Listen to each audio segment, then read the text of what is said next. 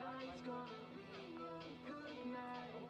That tonight's gonna be a good night. Tonight's the night. Let's live it up. I got my money. Let's spin it up. Go out and smash it. Like oh my god.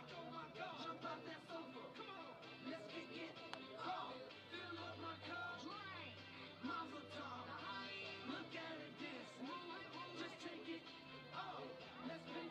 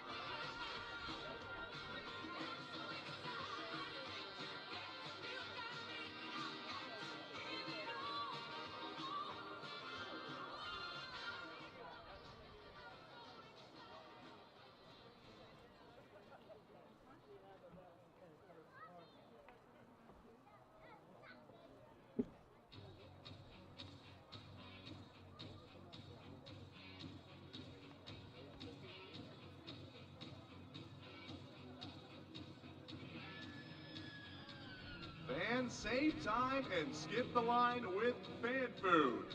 Make sure you download the Fan Food app. Once it's downloaded, all you got to do is open up the app, order your favorite ballpark snacks, and we'll let you know when it's ready. It's that simple. The best part is you can do all of this without having to move from your seat. Save time, skip the line, and download the Fan Food app today.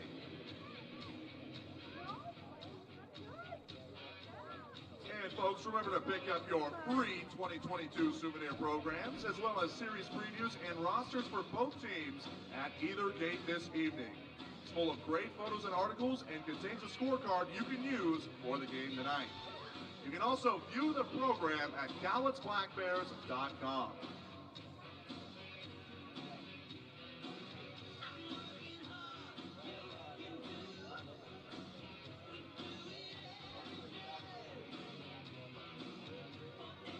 And just a reminder for those just getting here, it is Pepsi night presented by our friends at Corwin Beverage.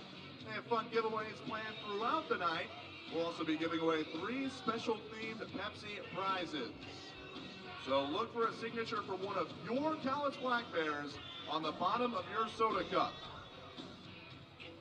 Head on over to concessions and purchase a beverage, and you could be one of the lucky ones.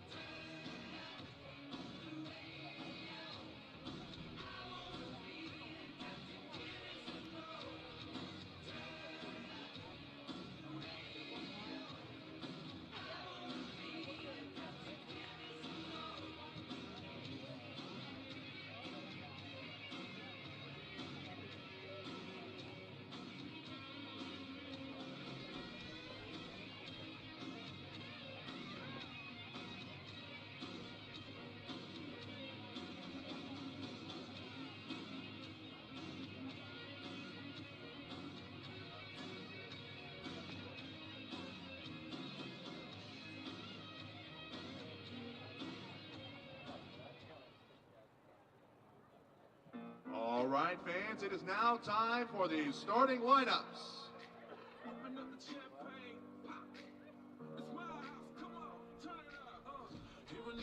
And now the starting lineup as announced by head coach Brooke Knight for the Corvallis Knights. Leading off, the left fielder, number 16, Ethan Lovelace. Batting second, the shortstop, number 6, Spencer Scott.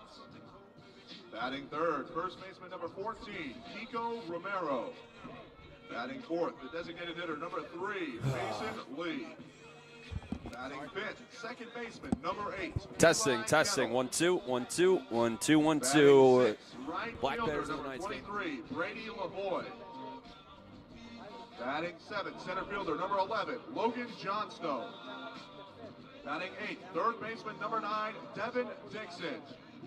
And batting ninth, the catcher, number 5, Tyler Quinn. And the starting pitcher for the Knights is number 40, Duke Brotherton.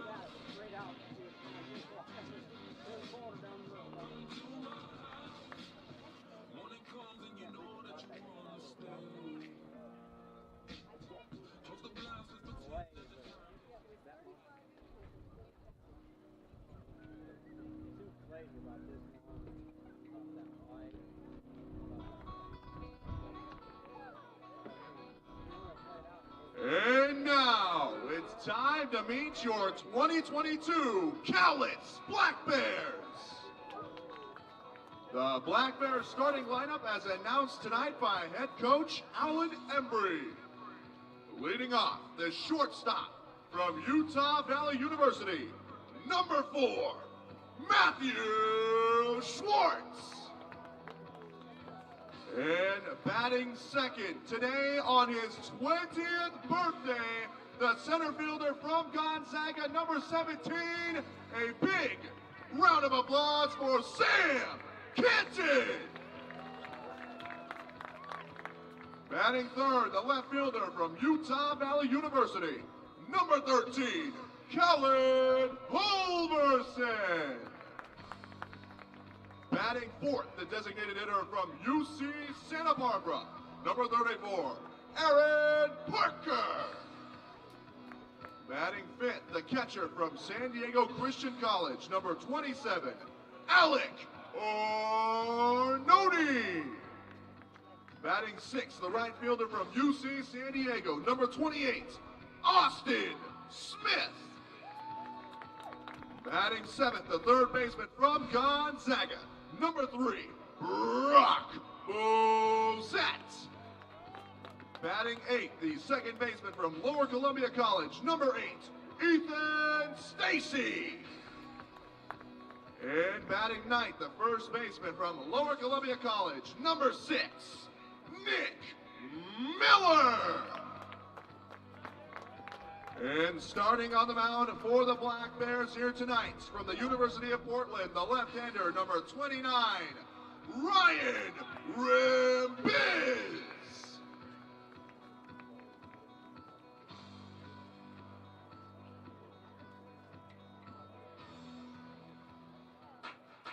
And now, ladies and gentlemen, please focus your attention to center field. The opening garage door only means one thing.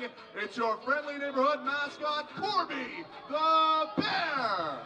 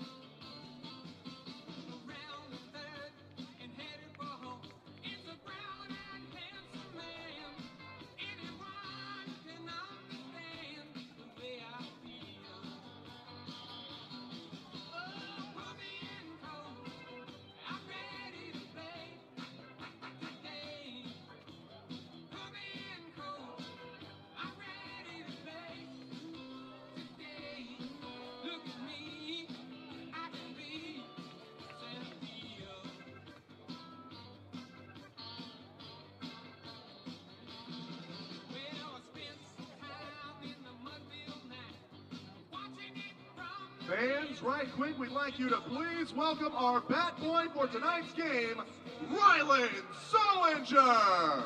Wave at the crowd, Rylan.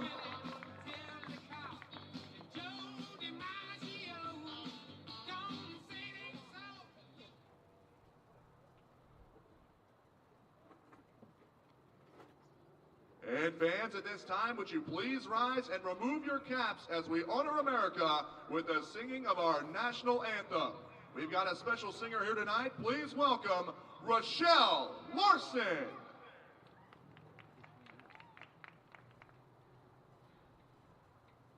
Oh, say, can you see by the dawn's early light what so proudly we hailed at the twilight's last gleaming, whose broad stripes and bright stars through the perilous fight o'er the ramparts we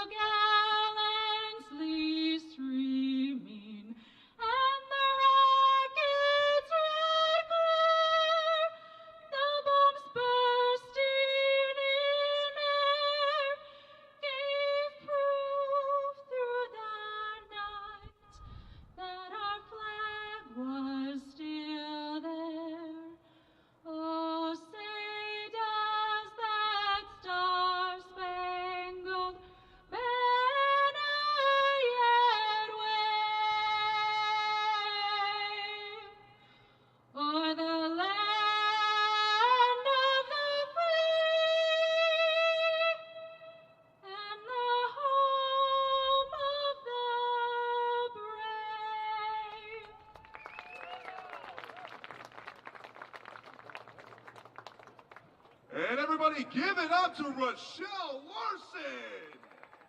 Fantastic rendition of our anthem. Game number 3 of this 3-game series between the Corvallis Knights and the Cowlitz Black Bears. Getting ready to get rolling here at Story Field on Thursday evening. Corvallis took the first 2 games of the series, taking the series already here this week as the Black Bears look to salvage a game here against one of the best teams in the West Coast League. It's a battle of the 2 top teams in the South Division, and it's game number 3, and it's here from Longview. Welcome in to Cowlitz Black Bears Baseball. Brendan Riley here on YouTube and Mixler.com, getting ready to bring you all the action between these 2 sides. 2 tightly contested games in each of the first 2 games of this series. In Game 1, Corvallis able to hold off Cowlitz with a 6-5 victory. And then last night, Corvallis put up 3 runs in the top of the first inning, and the Black Bears weren't able to do too much at the plate, dropping game number 2 by a final score of 4-2 as we get set for game number 3 here this evening. And the Black Bears will be going to their southpaw from the University of Portland, making his 3rd start, Ryan Rembiz. A 1 ERA over 9 innings, 3 hits, 1 run that was earned, no walks, and 12 strikeouts. Opponents hitting .097 against him here so far over his first 2 starts. Last time he threw was last Friday against Walla Walla in the 9-3 victory for the Black Bears. Went 5 innings, allowed 1 hit, struck out 6, and faced 2 over the minimum in that 9-3 win after going 4 innings in his initial start back on the season opener against the Springfield Drifters. Rembiz now trying to come through against this very, very tough Corvallis Knights lineup. Batting leadoff is Ethan Lovelace. Spencer Scott bats second with Kiko Romero back in the 3-hole. Mason Lee does the cleanup duties. Eli Kennel back in the lineup after sitting out yesterday. Brady Lavoie bats 6. Logan Johnstone roaming center batting 7th with Devin Dixon in that 8th spot, and Tyler Quinn rounding out the starting 9 for Brook Knight here this evening. Ethan Lovelace set to dig in from the left side to get things rolling. 4 lefties and 5 righties against the southpaw here tonight for Corvallis. As we are set for first pitch. The Black Bears wearing their green jerseys with the clawed baseball on the left side of the chest. Corvallis in black jerseys with the maroon number and lettering. The first pitch to Lovelace is on the outside corner. Call for strike number 1. We are off and running at 6:33 this evening in Longview. 64 degrees with partly cloudy skies with winds out of the west-northwest at 4 miles per hour. Rembiz is 0-1. Breaking ball, a jam shot over towards Brook Knight in the third base coach's box. It's quickly 0-2 to the leadoff man for Corvallis here this evening. Lovelace pinch ran last night late in the ball game after he went 0-2 with a walk and a hit by pitch back on game number 1 on Tuesday. The 0-2. Fastball misses high as the count moves to 1-2. Battle of pilots to lead this game off. Lovelace, the junior, at Portland, as well as Rembiz, the freshman, becoming a sophomore for the Pilots this season. Rembiz has been good over his first 2 starts. The 1-2 cut on and miss for strike number 3. A good start for Ryan Rembiz as he sits down Ethan Lovelace on 4 pitches, and there's 1 away in the top of the first inning. We'll give you the Black Bears defensive alignment this evening. Left to right in the outfield, Callan Halverson, Sam Canton, and Austin Smith making his debut for the Black Bears here this evening. Brock Bozette at third, Matthew Schwartz at short, with Ethan Stacy at second. As the first pitch to Scott is taken for a strike on the inner half as the count moves to 0-1. And Nick Miller over at first with Alec Arnone, the battery mate to Ryan Rembiz here this evening. Spencer Scott digs in. Another pilot, the 0-1. Swing and a miss, quickly 0-2. Nick Miller over at first has not played first base in quite a long time. A third baseman by trade. John Olson getting the night off for the Black Bears here this evening. 0-2 quickly the pitch. Fastball a little high as the count moves to 1-2. One thing that Rembiz will do, he will fill up the strike zone early in counts. An 839 first pitch strike percentage for the lefty from Woodinville, Washington. A 1-2 in the dirt with the off-speed pitch. Counts even at 2 balls and 2 strikes. Corvallis last night, 4 runs on 4 hits, and it was enough as the Black Bears could only put up 2 runs on 4 hits as well. Rembiz is 2-2. This one hit into right center. It's going to get down for a base hit. Spencer Scott doing a nice job going the other way with the fastball as the first hit of the game comes from Spencer Scott, as that will put a runner on first for Kiko Romero. Give me the umpires here this evening on the base paths is Vinny Mariani with Nick Hudlow calling balls and strikes here this evening. Corvallis coming in with a .226 team batting average, but that pitching staff has been superb over their first 5 games, a 1.40 ERA. So a runner on first with Kiko Romero digging in as Rembiz will take a look over at Scott, who's back in standing. Romero, the sophomore, heading to the University of Arizona. 0 for 3 last night with a walk and a strikeout. The first pitch he sees is a curveball on the outer half at the belt for strike number 1.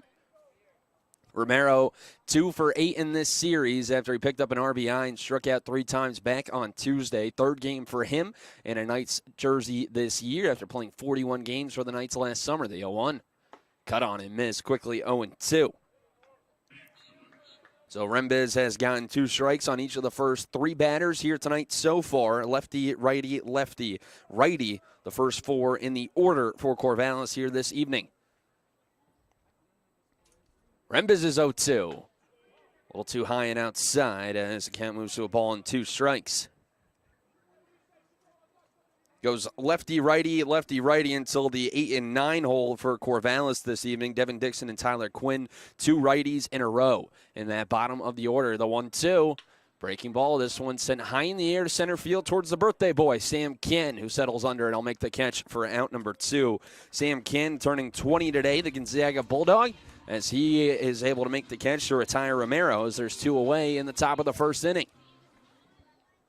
So that'll bring in Mason Lee, the junior from Cal State Northridge, with 2 outs and a runner aboard at first. Just underway here at Story Field between Corvallis and Cowlitz in game number 3. Black Bears looking to salvage a game here in this 3-game set.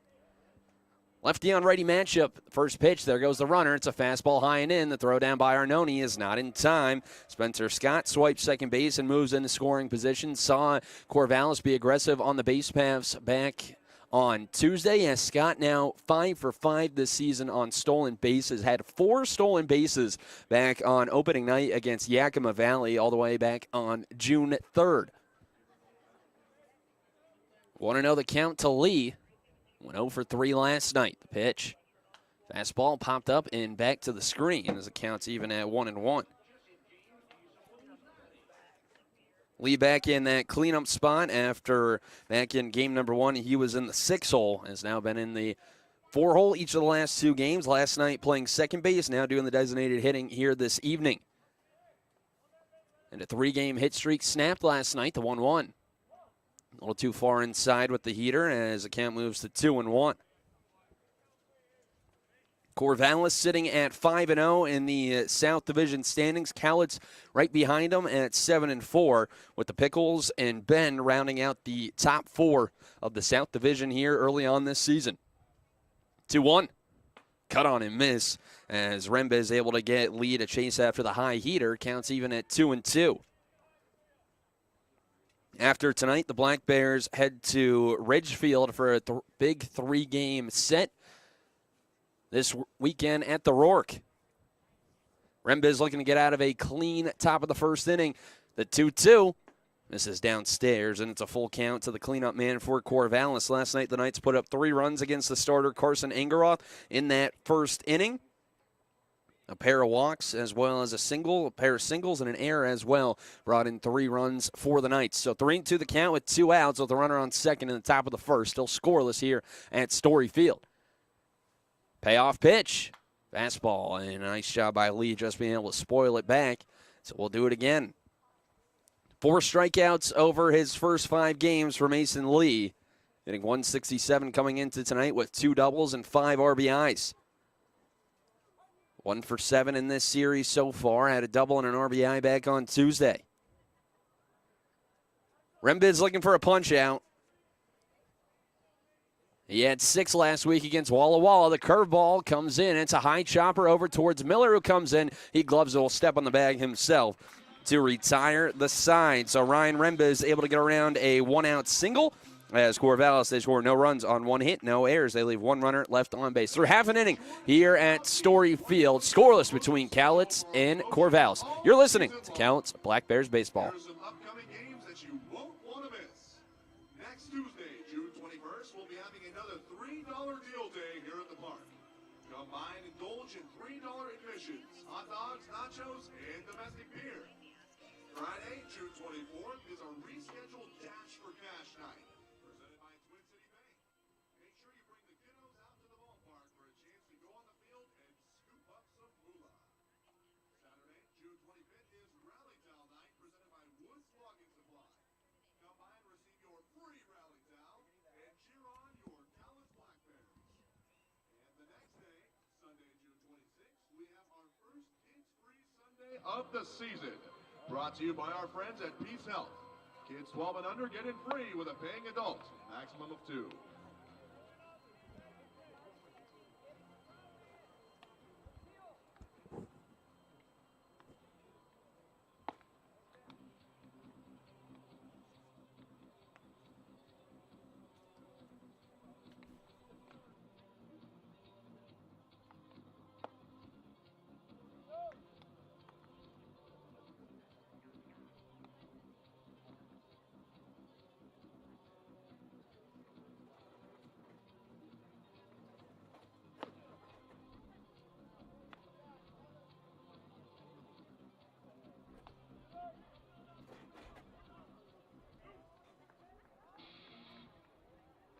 And now, the first crack at the plate for your Cowlitz Black Bears.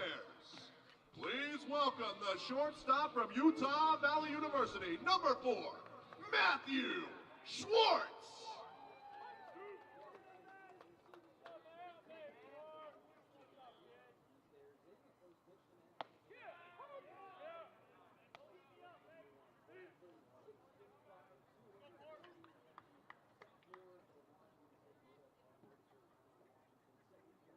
Start in a Corvallis uniform here this year as the 0-1 is fouled up the third base line. As it counts quickly 0-2 to Schwartz. Brotherton threw back on June 3rd through 2 innings, gave up 4 hits, no runs, and struck out 3. Went 7 1/3 for Washington State this past year, a 7.36 ERA. The 0-2. Curveball got him looking on the inside corner for strike number 3. A quick start for Duke Brotherton in his first start. Feature a 4-seam, 2-seam, slider, curveball, and changeup. Has only thrown that one time since May 8th. That was his last appearance for the Cougars that he threw against Utah Valley when 1 inning struck out 1. Sam Ken celebrating his 20th birthday here today. First pitch he sees, misses down and away with the fastball from the right-hander as Ken's ahead in the count 1-0. Scoreless here in the bottom of the first inning with 1 out and nobody on with Sam Ken at the dish. Comes the 1-0. Clips the outside corner, eating up the count on a ball and a strike. Brotherton coming out of high school, the number 1 right-handed pitching prospect in the state by perfect game in the 2020 class, was the number 2 overall prospect as well in the state by PBR, the 1-1. Just a little too far outside with the fastball. Can up 2 balls and 1 strike. Over his time at Washington State has made 9 appearances at 10.33 ERA. On 11 1/3 for the Cougars, the 2-1. Can fouls it off down the left field line. Count moves to 2-2. Brotherton, a long lineage of Washington State alum in his family. Both his parents went to Washington State in the 90s. His grandparents went there in the 60s. And his great-grandparents as well went in the 30s, the 2-2. Breaking ball outside, count is run full. So there's a good chance that regardless if baseball worked out or not, Duke Brotherton was going to end up going to Washington State. But they're into the count with 1 out in the bottom of the first inning. The big righty is ready. Payoff pitch. Fastball chopped over to the second baseman, Kennel. He has it. Toss it over to Romero at first for out number 2. So Sam Ken getting a deep at-bat, deep count. and is able to pick up the hit as that'll bring in Callan Halverson with 2 away. It'll give you the Knights defensive alignment. Ethan Lovelace in left, Logan Johnstone in center, Brady Lavoie in right, Devin Dixon over at third, Spencer Scott at short with Eli Kennel at second, and Kiko Romero at first, and Tyler Quinn, the battery mate to Duke Brotherton here this evening. So 2 outs for Callan Halverson. Here comes the first pitch. Fastball, and he fouls it back to the screen. Count moves to 0-1. Halverson held hitless for the first time as a Black Bear last night after going 0 for 3 with a sacrifice fly and a strikeout. Team leader in RBIs with 12 on the year, hitting .333 for the Guthrie, Oklahoma native. The 0-1 breaking ball hit sharply. A nice short hop scoop by Spencer Scott, the shortstop, and fires it to first to retire the side. And it's a 1-2-3 bottom half of the first inning for Duke Brotherton. We're through an inning here at Story Field. No score between Corvallis and Cowlitz. You're listening to Cowlitz Black Bears baseball. Fans, make sure to purchase a fountain drink from our left field concessions and check the bottom of You at Story Field. It's another summer of family-friendly fun. Plus, the Black Bears can host your birthday party, after-work get-together, or even your nonprofit can host a night and make extra money for your organization. Create a summer of great family memories with the Cowlitz Black Bears. Don't miss a single inning of Cowlitz Black Bears baseball with special events all summer long. See the schedule online, get tickets at the gate, or right now at cowlitzblackbears.com. Hi, it's Jess and Bobby checking in from the Grown Man's Candy Store. I'm sure we can all agree that Mother Nature has been a little, unpredictable this year, to say the least. But one thing you can predict is steel's power and reliability. At Cowlitz River Rigging, we carry a wide variety of superior steel, gas, and battery-powered equipment to get all your jobs done. Cowlitz River Rigging. 1540 Industrial Way. Depend on us.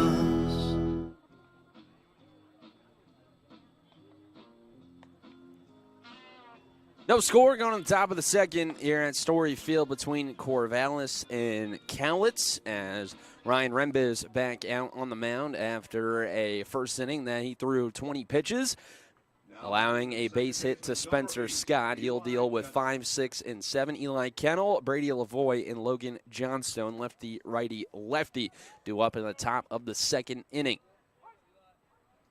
First to greet him, Eli Kennel, incoming freshman at Oregon State. The first pitch is a good breaking ball on the outside corner. As another first pitch strike there for Rembiz. Coming into today, his first pitch strike percentage almost at 84%. Picked up a strikeout in that first as the 0-1. Check swing, and the home plate umpire Nick Hudlow said he went around as it's quickly 0-2. Kennel didn't play last night after going 0 for 3 with 3 strikeouts. Was also hit by a pitch in game number 1. Back on Tuesday, the 0-2. Curveball misses high as the count moves to a ball and 2 strikes.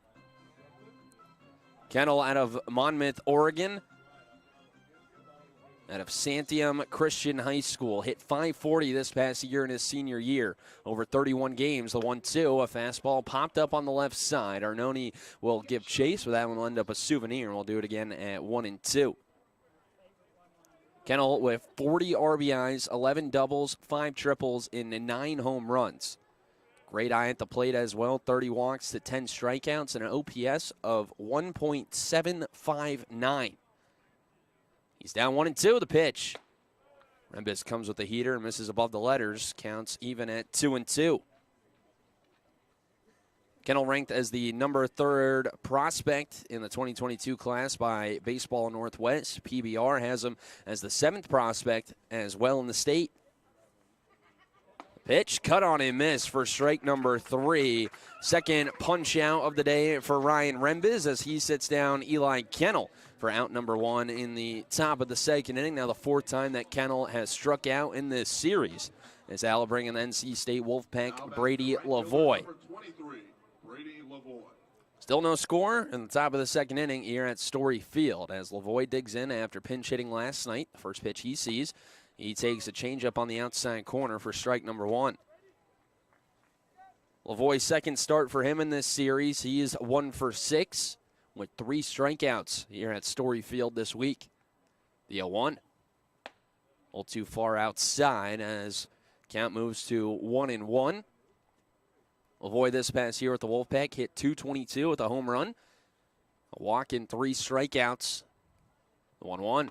Cut on and miss. Rembes is able to sneak the fastball by him. 1-2 now the count. Lavoie hit .167 against lefties this past year at NC State. Played for the Bismarck Larks in the Northwoods League last summer. Played 14 games. The 1-2 runs high and away. Counts even at 2 balls and 2 strikes.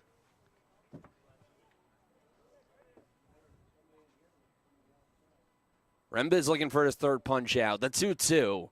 Got him swinging with the break ball. It's in the dirt. Arnone will have to get up. Will fire it down to Miller at first as Lavoie's retired for out number 2. So 2 strikeouts to start off this top of the second inning for Ryan Rembes. As now he'll look to try to strike out the side, and he'll deal with the Gonzaga Bulldog, Logan Johnstone. Center fielder number 11, Logan Johnstone. Rembes off to another good start here today. Last week he had 6, and then on opening day he had 6 strikeouts as well. As the first pitch to Johnstone, shoots this one in the left center, and it's down for a base hit. Able to keep the hands inside and send it out towards the left center gap. As Logan Johnstone now with a 2-out base hit will extend the inning for Devin Dixon.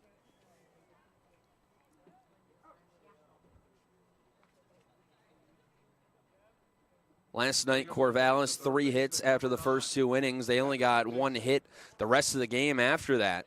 That came back in the 5th inning.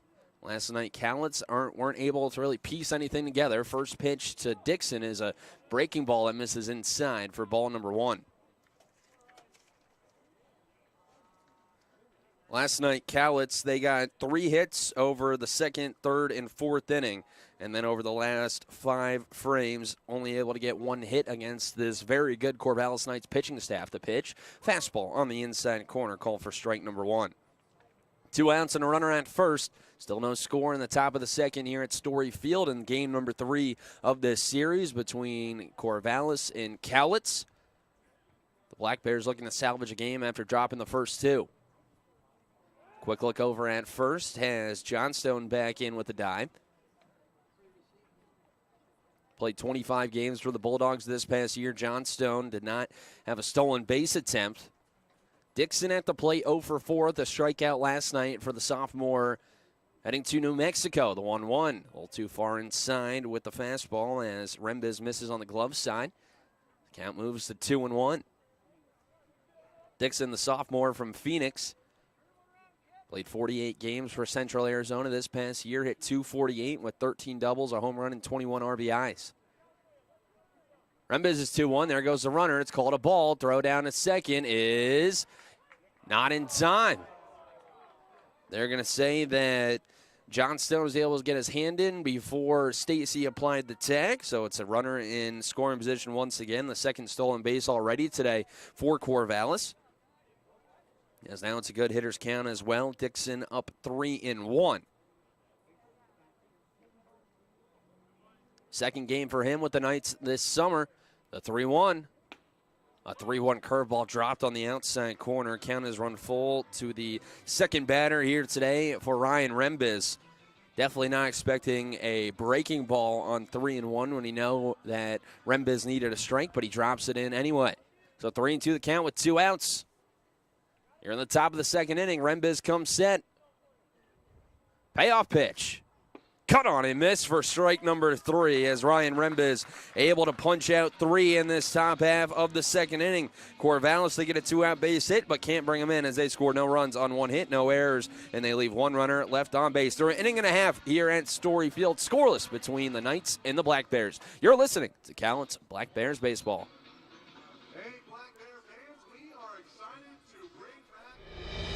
Here at Fiber Federal Credit Union, we're just like any other family.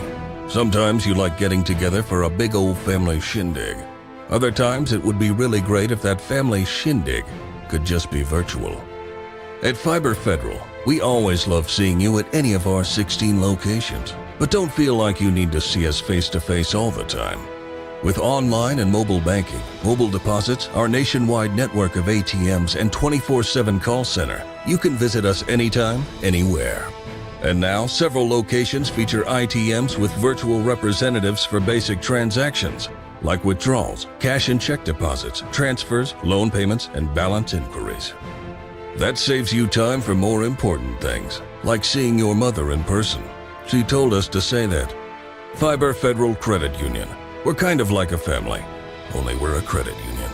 FiberCU.com. Member NCUA.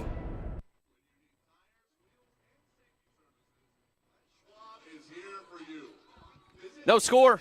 Going to the bottom of the second between Cowlitz and Corvallis. A 1-2-3 bottom of the first for Duke Brotherton.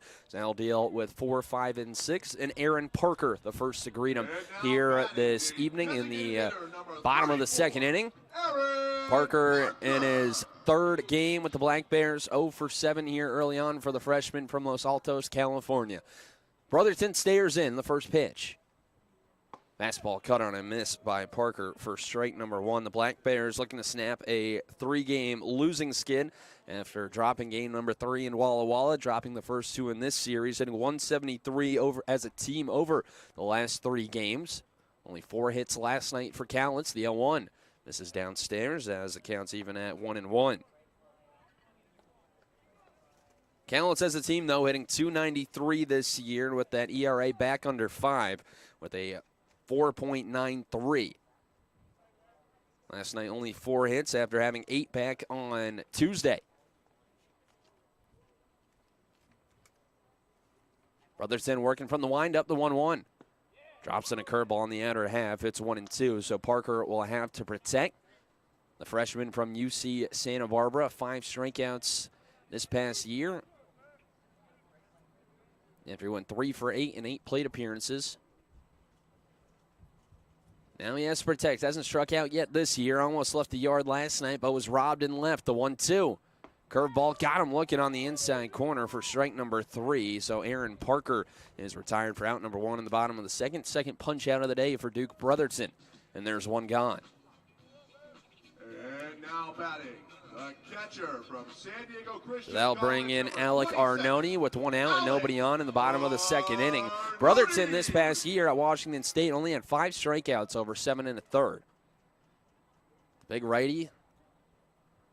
Working the first pitch to Arnone. A fastball. This one sent high in the air to right center. On the run is Johnstone. He'll give way for Lavoie. Make the catch in the right center gap for out number 2. Arnone just missing that one as he flies out. And there's 2 away now for Austin Smith, who's making his debut here in 2022 with the Black Bears. The freshman from UC San Diego, native of San Diego, played 53 games this past year. Starting 51 of those, hit .261 for UC San Diego, who went 24-32 in the Big West. First pitch he sees is a fastball on the outside corner, call for strike number 1. Smith, one of 3 lefties in this lineup tonight for Alan Embry. Joining Sam Can as well as Ethan Stacy. 0-1 the count with 2 outs and nobody on in a scoreless ball game. Pitch in the dirt as the count moves to a ball and a strike. Smith, 2-way player, left-handed pitcher, and outfielder. That's right as the number 59 outfielder in California in the 2021 class by perfect game. The 1-1. Fastball, he shoots it back to the screen quickly, 1-2. His father, Brian, drafted by the Seattle Mariners back in 1995. Played a couple of years of indie ball as well for the Newark Bears. Smith, 5'10", 184. Added 25 pounds during the off year due to COVID. The 1-2. Curveball, he's right on it as he fouls it off down the left field line. We'll do it again at 1-2. Smith at Granite Hills High School broke the single season hit record with 58 as well as doubles with 18 back a year ago. Became pretty much an everyday starter for UC San Diego. This past year, he has to protect the 1-2.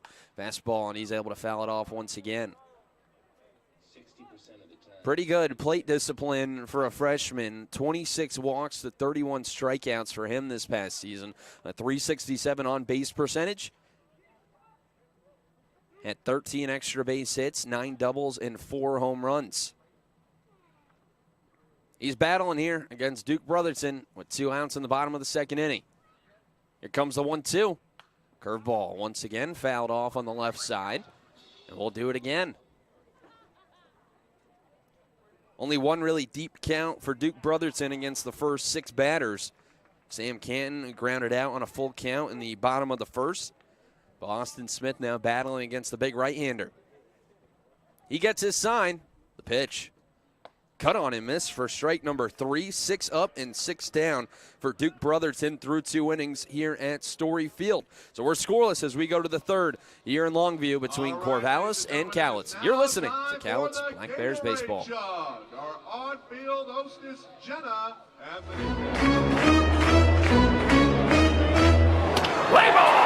It's baseball season, and Peace Health is excited to return as a sponsor of the Cowlitz Black Bears as they vie for the Western League Championship. Black Bears games make a great family event. Bring the whole crew to the ballpark for fresh air, sunshine, fun, friends, and all the thrills of Black Bears baseball. As the largest health provider in Cowlitz County, Peace Health is ready to step up to the plate and keep your family in the game, whether it's a routine appointment or specialty or emergency care. Peace Health and the Cowlitz Black Bears, 2 great teams. I'm all about keeping my family driving safe. Dad, pothole. Got it. So I insist we choose Les Schwab tires for safety services like brakes, steering, and alignment. Stuff those cheap tire centers don't offer. Because I want a backseat drive with confidence. Dad, speed check. Hit the road safely with Les Schwab and save up to $150 when you buy select tires with financing. Les Schwab Tires, celebrating 70 years of doing the right thing. Limited time offer. Terms and conditions apply. See leschwab.com/sale for details. Now batting for the Knights, the catcher number 5, Tyler Quinn.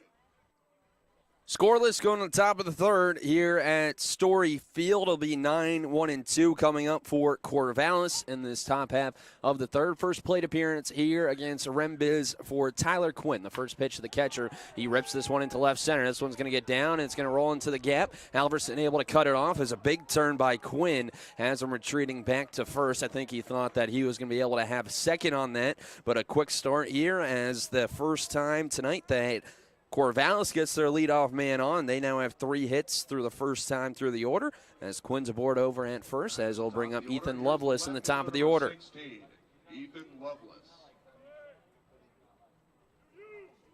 Rembiz about to throw pitch number 40 as the first pitch. Lovelace shows bunt, pulls it back as the breaking ball misses outside for ball number 1.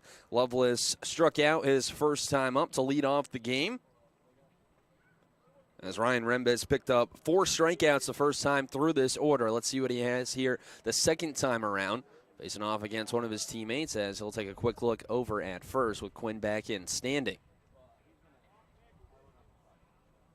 Lovelace, the outfielder for Portland. Rembiz, the lefty. 6th game for Lovelace here this year. He's now played in all 6 after pinch running last night as the 1-0's cut on and miss on the outside fastball. 1-1 now the count. To the left fielder here today, hitless over his last 2 games. Went 0 for 2 back on Tuesday with a walk and a hit by pitch. Played in 22 games for the Pilots this past year. The 1-1 shows bunt, pops it up, making the grab as Alec Arnone, the catcher, as he comes together with Brock Bozent, who now just looked to shake off a little stinger. But Lovelace not able to get the bunt down, and he is out number 1. So that brings up Spencer Scott with 1 out and a runner over at first. No score between the Black Bears and the Knights in game number 3. So they'll bring in another Portland Pilot, Spencer Scott, to dig in. A single his first time up, picked up the first hit of this game. Rembiz's first pitch, a breaking ball, misses inside as Scott's ahead in the count, 1-0. Scott, the native of Portland, hitting .278 on the year, a double and 4 RBIs over 5 games. 4 walks to 2 strikeouts as well. Picked up 1 of each last night after going 1 for 3, the 1-0. Change up on the outside corner, calling for strike number 1. Errors, a little bit of a tough stretch right now for the Black Bears. They have 12 errors over their last 5 games. Last night they had 3, 2 of those coming in the 8th inning, in which Corvallis was able to get a big insurance run. The 1-1 cut on and miss. A nice late action there from Rembiz. That one dropped off the table as it's now 1-2. Scott now 2 for 7 in this series after going 0 for 3 back on Tuesday and going 1 for 3 last night. He has to protect, 1-2 the count. The pitch, there goes the runner. This one sent high in the air to left. Coming in is Halverson. He will make the catch as the runner will have to retreat back to first as the throw comes all the way back into first from Halverson. So the hit and run not able to work out as Quinn now back over at first base, and there's 2 away for Kiko Romero.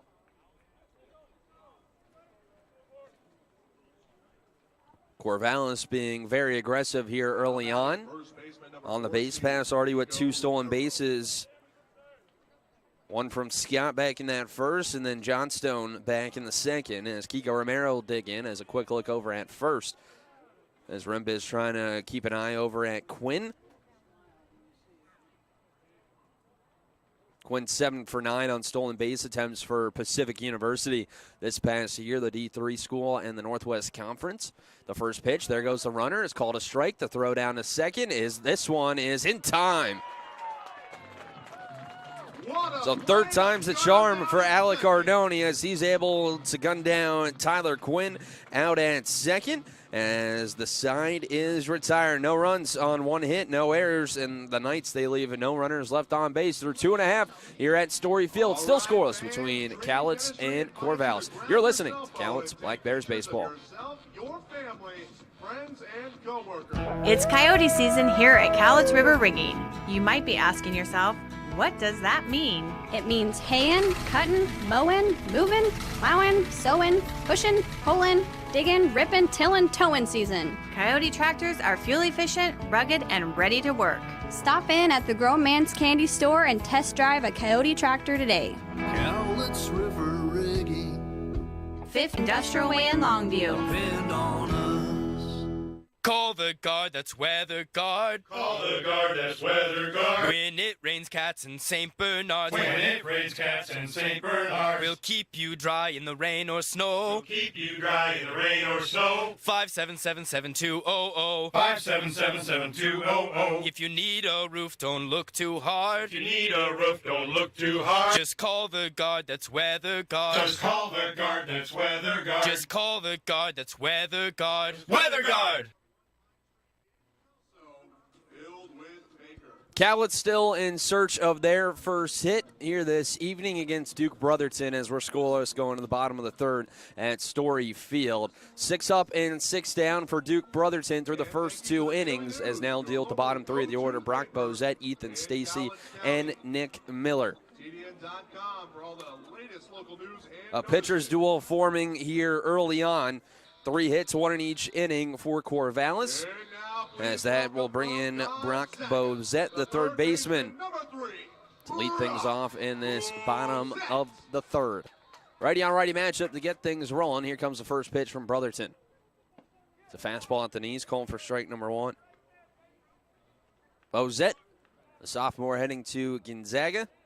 Hitting .281 over his first 8 games, a double, a home run, and 4 RBIs for the sophomore, the 0-1. 0-2 down low with the heater, counts even at 1-1. 0 for 3 last night with a walk and a strikeout for Bozette. Held hitless for the first time this season. Has reached base in every game, though. The 1-1.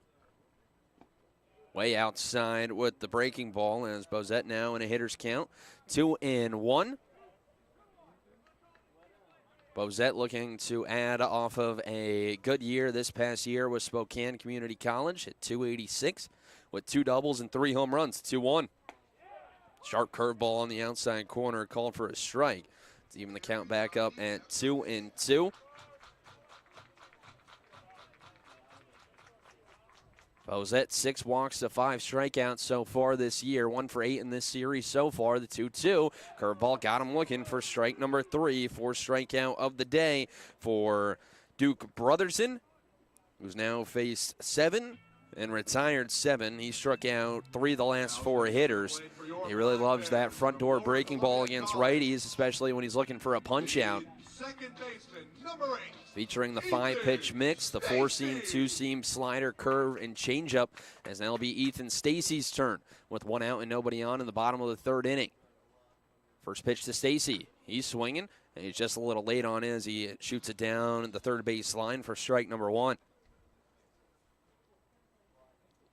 Still no score here in the bottom of the third inning. Ethan Stacy, the LCC Red Devil, trying to jumpstart this offense and get the first base runner on. The 0-1. He's right on the fastball as he sends it back to the screen. He'll now have to protect down 0-2. Stacy 0 for 3 last night, was hit by a pitch after not playing in the series opener. Has a hit in 6 out of his first 8 games. Hitting 200 on the year so far for the Sydney, Australia native. Here comes the 0-2. Fastball, and Stacy's able to fight it off. So we'll do it again at 0-2. Stacy with that 200 average, 5 RBIs, 3 walks, and 2 strikeouts. Has reached base in every game so far this season. Here comes the pitch. He's just able to spoil it once again as he taps it up the third base line. What a job here by Ethan Stacy in this 8-hole. After tonight, the Black Bears head to Ridgefield for a 3-game set before coming back here on Monday to face off against the Edmonton Riverhawks.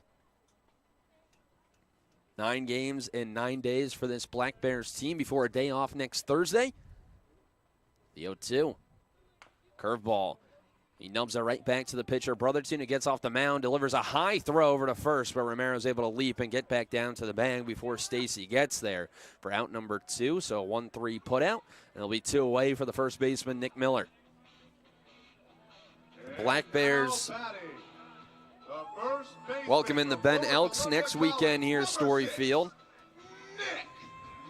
9 home games in 12 for the Black Bears after playing 6 of their first 9 on the road. As Nick Miller digs in with 2 outs and nobody on, no score between Corvallis and Cowlitz. First pitch to the first baseman. He takes a fastball outside for ball number 1 as he's ahead in the count now. Miller, the freshman from Kelso, that hasn't played since Sunday against Walla Walla, where he went 0 for 4. Freshman hitting .381 over his first 7 games. The pitch. Brotherton drops in a curveball as the count moves to 1-1.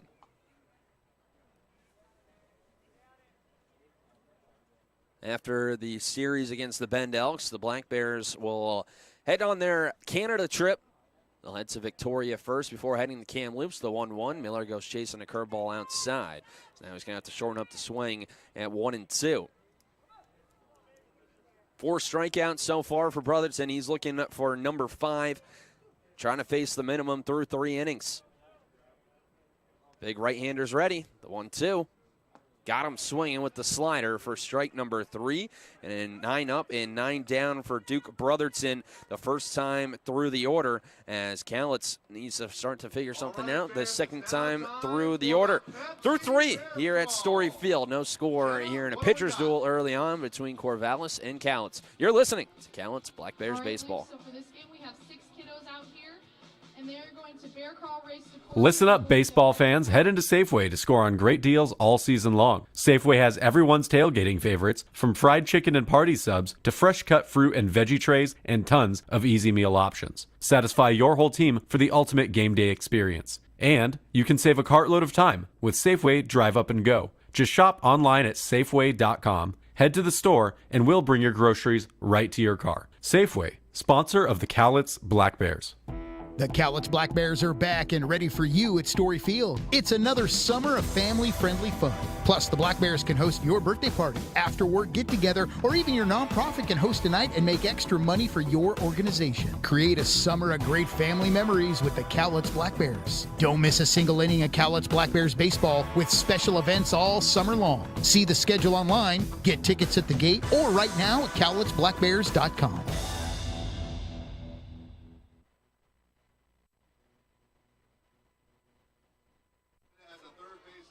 Going to the 4th at Story Field. No score between Corvallis and Cowlitz.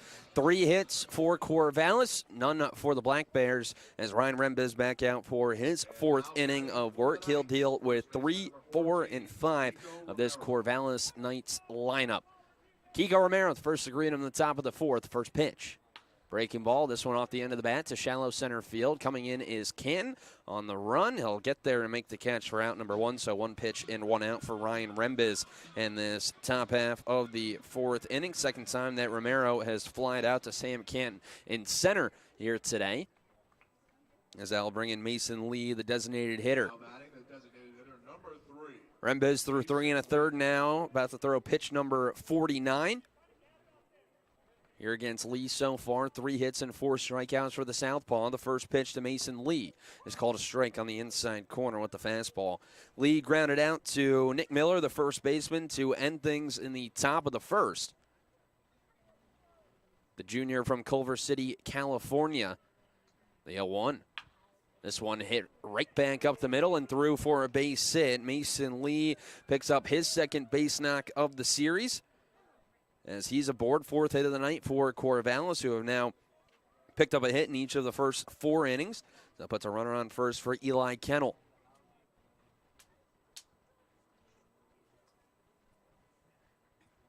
So Lee over at first, going to have to see if he's going to be running. Not the biggest speed threat, went 2 for 5 this past year with Cal State Northridge, but the Knights team's been pretty aggressive. First pitch to Kennel on the outside corner at the knees for strike number 1. Kennel struck out swinging his first time up, back to lead off the top of the second.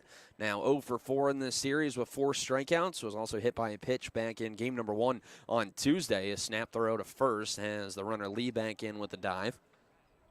Interested to see Nick Miller all evening here tonight. First time that he's playing first base in quite some time. Black Bears giving John Olson the day off after starting the first 11 games of the season. The 0-1. Cut on and miss. A huge hack there from Kennel, who pulled off it. As now he's going to have to shorten up the swing at 0-2. Kennel, the Monmouth, Oregon native, heading to Oregon State. Will be right in Corvallis this upcoming fall to play for one of the best programs in college baseball. As time is called before the 0-2.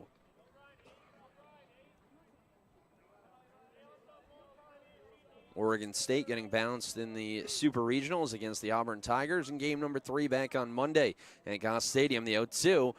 Fastball runs a little high as Kennel back in the count at 1-2. College World Series kicks off tomorrow from Charles Schwab Park in Omaha, Nebraska. 8 teams battling it out.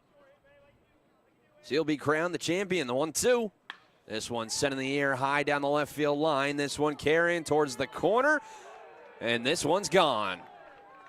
Eli Kennel goes opposite field and puts it onto the Bond Sporting Goods party deck for a 2-run shot to put Corvallis on the board in the top of the 4th inning. It's now 2-0 Knights here in game number 3 of this series. What a piece of 2-strike hitting by Eli Kennel. A good spot from Ryan Rembiz. It's where you want the fastball to be, down and away.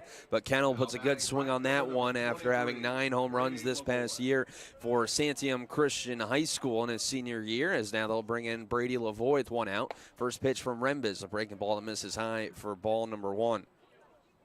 So Corvallis off to a lead once again here in this series. They took a 3-0 lead in the first last night and a 3-0 lead in the 5th back in game 1. The 1-0 fastball runs high as the count moves to 2-0.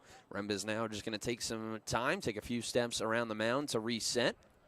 As Brady Lavoie digs in, a strikeout his first time up for the Encinitas, California native. 6'3", 213-pound redshirt junior from NC State, the 2-0.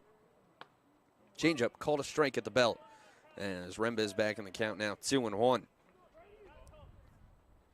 Could hear the crack of the bat on the home run by Kennel. You knew that one had a chance.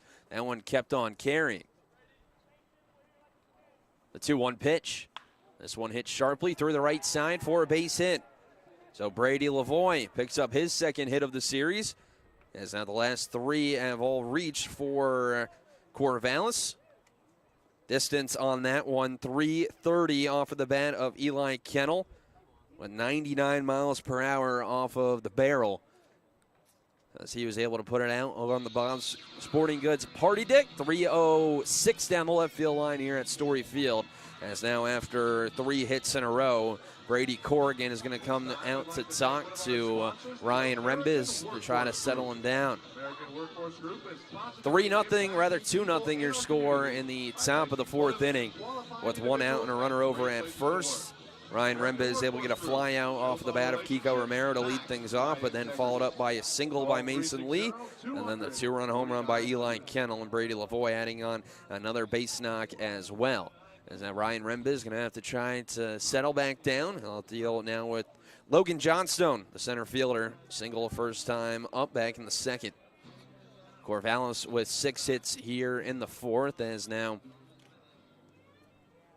looks like a righty just starting to get a little loose out in the left field bullpen for the Black Bears. Cowlitz looking to come from behind. Almost able to do it back on Tuesday. As the first pitch to Johnstone. A curveball called a strike on the outside corner as Rembiz ahead in the count 0-1. The Black Bears put up 4 runs over the last 2 innings in game number 1 of this series. They had the tying run on 3rd and the winning run on 2nd, but weren't able to bring them in. As Corvallis took game number 1, they took game number 2 in a wire-to-wire victory. The 0-1 showing bunt. Johnstone gets it down at the 3rd base line. Bozette charging in, has it. The throw to first. And they're going to say that Nick Miller got pulled off of the first base bag on the throw. A bang-bang play there over at first. Vinny Mariani, though, making the call. And so it's going to put runners on 1st and 2nd, still with only 1 out in this top of the 4th inning. We're going to have to see how they call that. But so Johnstone aboard over at first. Now batting 3rd baseman number 9, Devin Dixon. As Devin Dixon now, it's his turn with the RBI opportunity. A strikeout to end the 2nd in his first plate appearance here tonight. Lefty on righty matchup, first pitch. Curveball, tap foul over towards the Black Bears dugout with the 3rd base lines, quickly 0-1. So they call it an error on Brock Bozette, the 3rd baseman. First error of the night for either side. Now the 13th error for the Black Bears over their last 6 games. Rembiz set at the belt, takes a look back at 2nd, the 0-1. Cut on and miss. It's 0-2. He was able to run the heater high and away. Dixon goes chasing. So now he's going to have to shorten things up. 0-2 the count with 1 out in the top of the 4th. 2-0 your score with 2 runners on thanks to Eli Kennel, the future Oregon State Beaver. Rembiz looking for a big punch out. He's ready. The pitch. This one slapped down the left field line. It's going to get down for a base hit. Coming in a score from 2nd is Lavoie. Going 1st to 3rd as the throw comes in. It just a little late is Johnstone as Devin Dixon picks up an RBI double. And it's 3-0 Corvallis in the top of the 4th inning. Second time now this inning that Ryan Rembiz has given up a run on a 2-strike count as that brings out Alan Embry, and that looks like it's going to be the day for Ryan Rembiz. So runners on 2nd and 3rd with 3 runs already in the top of the 4th, and the day is done for the Portland Pilot.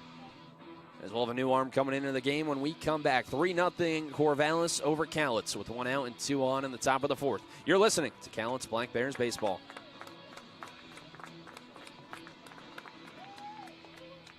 Hi, it's Jess. And Bobby checking in from the Grown Man's Candy Store. I'm sure we can all agree that Mother Nature has been a little, unpredictable this year. To say the least, but one thing you can predict is steel's power and reliability. At Cowlitz River Rigging, we carry a wide variety of superior steel, gas, and battery-powered equipment to get all your jobs done.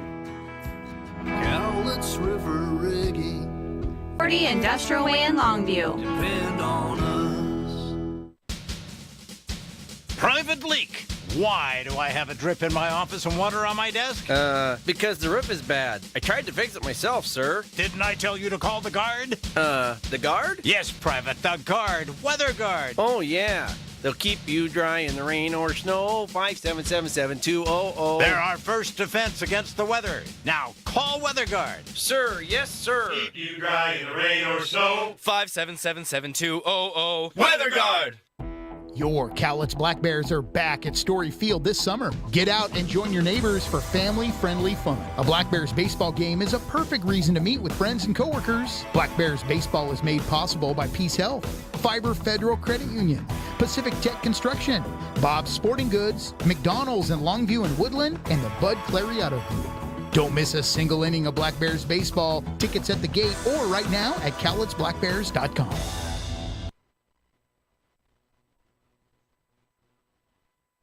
So new arm into the game with 1 out and Corvallis up 3-0. It will be Holding Garcia coming in, making his third appearance for the Black Bears here in 2022 as he will deal with the 9-hitter Tyler Quinn. 3-0 your score with runners on second and third with 1 out. The first pitch, a front door slider, calling for strike number 1 to Quinn. Garcia, the Bakersfield, California native, third appearance, has gone an inning and 2/3, giving up 2 earned runs so far on the year, 3 strikeouts to 1 walk as the 0-1. A slider chopped right over to third baseman Bozette. The throw is going to come home to Arnone. Now they got the runner at third. Johnstone caught in a rundown. It's flipped back to Bozette, who flips it over to Garcia covering. And now going back and forth, the toss over to Matthew Schwartz. He's going to apply the tag for out number 2 as Dixon takes third and Quinn will move to second. But the Black Bears able to cut down the lead runner as Bozette was playing in. As now there's 2 away for the top of the order.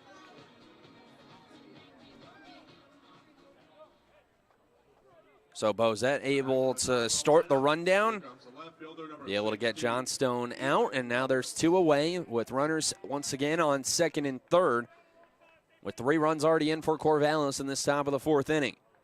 Ethan Lovelace digs in 0 for 2. The first pitch from Garcia. He's right on as he fouls it back.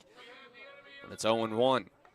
And give you the partial line on Ryan Rembiz, 3 1/3, 7 hits, no walks, and 4 strikeouts. Has given up 3 runs so far. It's responsible for the runner at third, and Dixon picked up an RBI double. Pitch called a strike on the outer half at the belt. It's 0-2. Garcia last threw back on Sunday when 1 inning faced the minimum, striking out 1 as well in the Black Bears' 11-4 loss. So 0-2 the count with 2 outs, with 2 runners in scoring position. The pitch way outside as Lovelace back in the count at 1-2. He struck out to lead off the game, then popped up a bunt attempt back an inning ago. Dixon at third, Quinn over at second. Garcia, the right-hander, comes set at the chest. The 1-2. Curveball just a little too far outside. The good idea with the backdoor breaking ball. But Garcia not able to get that outside corner, so the count's even at 2-2. Corvallis with 7 hits here early on after only having 4 last night. The 2-2. Runs inside and hits him. The slider gets away from Holding Garcia, and the bases are loaded for Spencer Scott.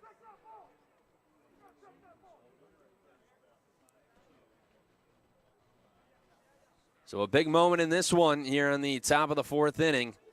3 runs already in this inning. Eli Kennel, a 2-run homer, and then a RBI double for Devin Dixon. And now the 9th batter to come to the plate in the top of the 4th for Corvallis is Spencer Scott. He's 1 for 2 on the day so far.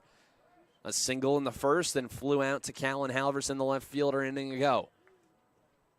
First pitch. A front door slider call for strike number 1. Scott, so far this season, 4 RBIs, has an RBI in 3 of his first 5 games. Picked up his second hit in this series back in the first. The pitch, a fastball, little too far outside, says Nick Humblow, home plate umpire. Counts even at a ball and a strike. Black Bears, once again, will have to come from behind. Corvallis scoring in 3s here in this series. They scored 3 in the 5th and the 6th in game 1, then scored 3 last night in the first. The 1-1, this one hit sharply through the left side for a base hit. Dixon will come in to score, getting the green light from second is Tyler Quinn as the throw is cut off. And it's a 2 RBI single for Spencer Scott as it's now 5-0 Corvallis in the top of the 4th.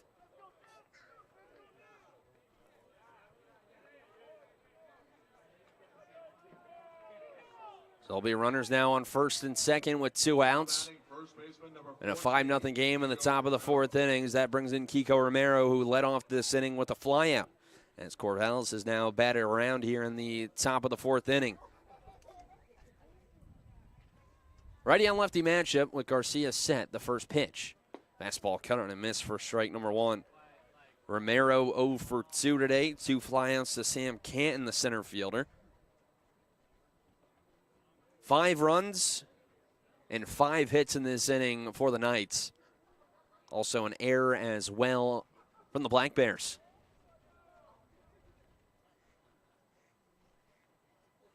Garcia's 0-1. Misses inside as the count's even at a ball and a strike. Loveless on second, Scott over at first. So speed on the base pass for Corvallis if Romero's able to connect on a baseball and gets on into the outfield. But holding Garcia, trying to limit this damage to 5, the 1-1. Runs high and away with Romero now ahead in the count 2-1. Long time to sit for Duke Brotherton, the starter tonight, who has been perfect through the first time through the Cowlitz order. Able to pick out 5 punch-outs, the 2-1. Changeup misses low now, 3-1 the count. Mason Lee, who got this rally started, is on deck.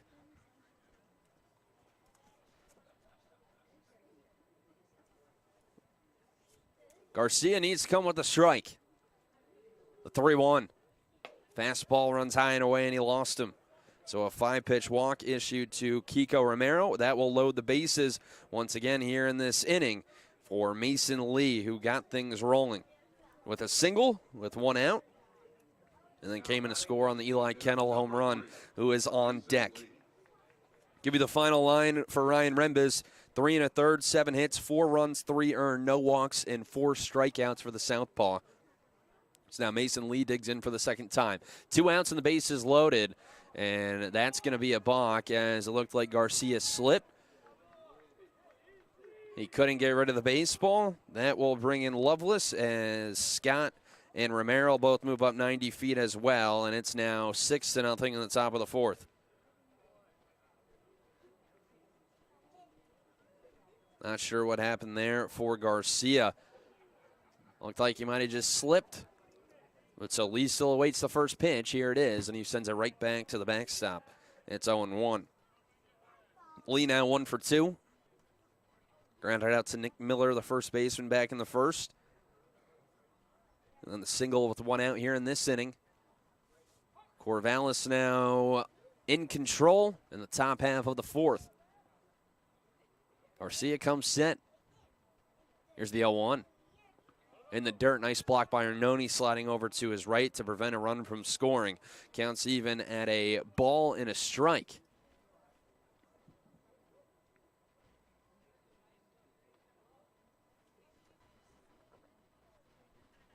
Lee, the junior, picking up his second hit in this series earlier in this inning. He's now 2 for 9 here at Story Field this week. The 1-1. Fastball dots the outside corner at the knees. It's 1-2. Garcia trying to keep this now a 6-run game. Corvallis exploding the second time through the order. Not Ryan Rembes out of this one. Now holding Garcia, the freshman, trying to come through here. The 1-2. Slider popped up over towards the first baseman. Nick Miller ranges into foul territory, and he'll make the catch for out number 3. But the damage is done here in the top half of the 4th inning by the Knights. They score 6 runs on 5 hits, 1 error, and they leave 2 runners left on base. Through 3.5 here at Story Field, it's Corvallis up 6-0 over the Black Bears. You're listening to Cowlitz Black Bears Baseball. If you are active military or a veteran, law enforcement, fire, or medical personnel. Here at Fiber Federal Credit Union, we're just like any other family. Sometimes you like getting together for a big old family shindig. Other times it would be really great if that family shindig could just be virtual.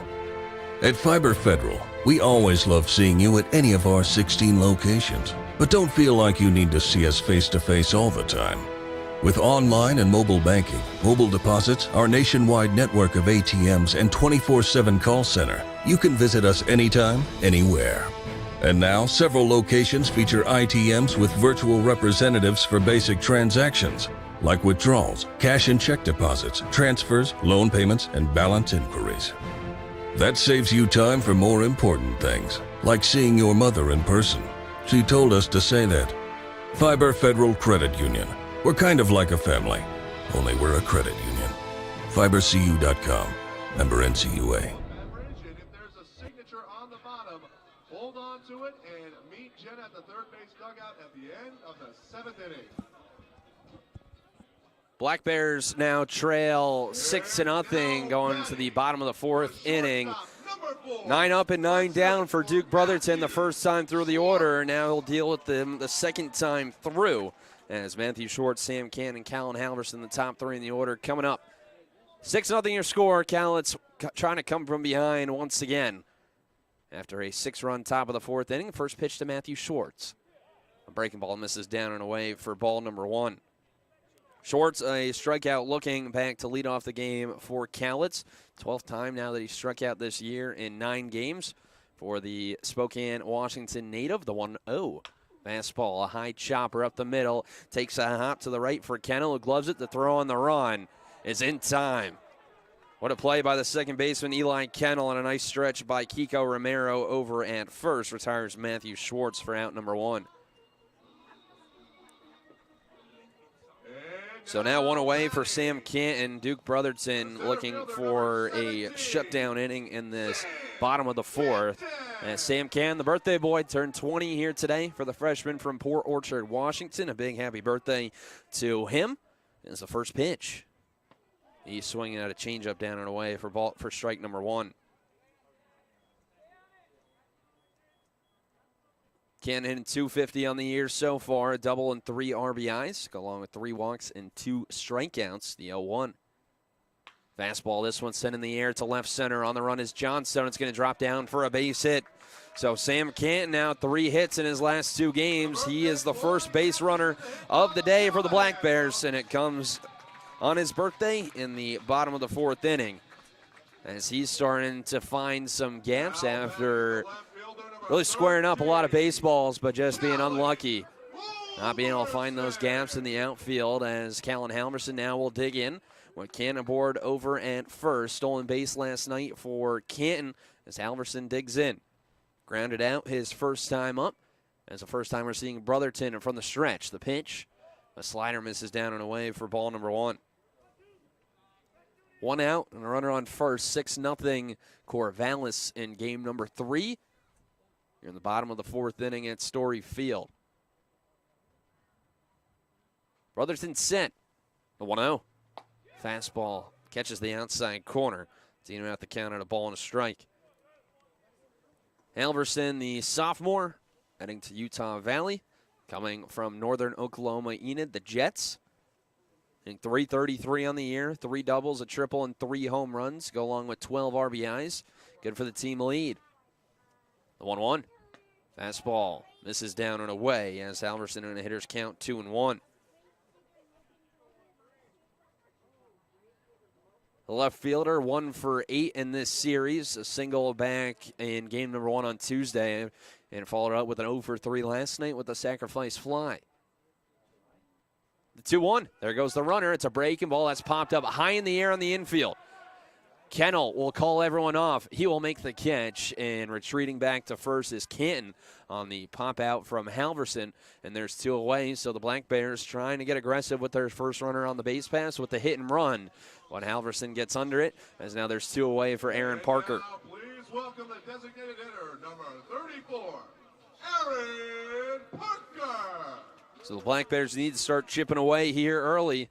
2 outs for Aaron Parker, a strikeout victim, back to lead off the bottom of the 2nd. Righty on righty matchup. Brotherton's first pitch is a front door breaking ball calling for strike number 1. We've seen that pitch a lot from righties here this evening. Usually see it with 2 strikes, but this time pitching backwards for Brotherton, who drops it in. Parker went down on 4 pitches in his first plate appearance, 0 for 8 here early on. The 0-1. Fastball cut on and miss. It's 0-2. Now really, Brotherton can go anywhere against Parker. He came with the first pitch breaking ball in the inside corner. Then goes high and outside, changing the eye level against Parker, who now have to protect. Brotherton sent. And he'll take a quick step off and pump fake over towards first. 6-0 your score, bottom 4. 0-2 the count with 2 outs. Brotherton comes set, working from the third base side of the rubber. The pitch, there goes Can. It's a fastball high and in. The throw down to second gets away from Kennel. Sam Can's going to pick up the stolen base. He's now 4 for 5 this season, his second in as many nights, and it's the first runner in scoring position for the Black Bears. So Can ran in the previous at-bat. Ended up having to retreat on the hit and run attempt, but now he's in scoring position for Aaron Parker, trying to pick up his first hit and his second RBI here as a Black Bear. The 1-2. Curveball got him swinging for strike number 3, and that retires the side, so Duke Brotherton gets his shutdown inning. As the Black Bears, they get their first base runner. They score no runs on 1 hit, no errors, and they leave 1 runner left on base. Through 4 at Story Field, it's Corvallis 6 and Cowlitz nothing. You're listening to Cowlitz Black Bears Baseball. We got our salespeople walking around as well as Corby himself.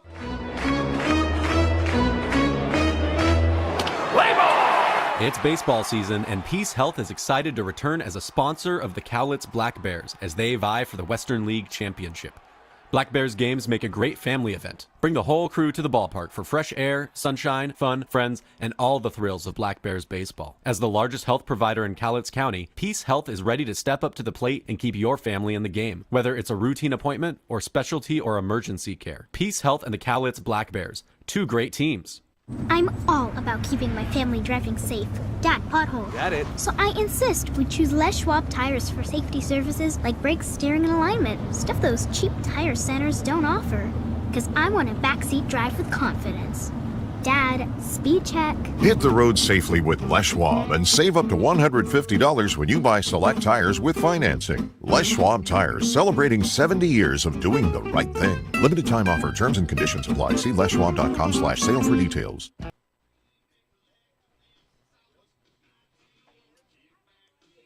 Six nothing going to the top of the 5th as we're in the middle of this one here at Story Field.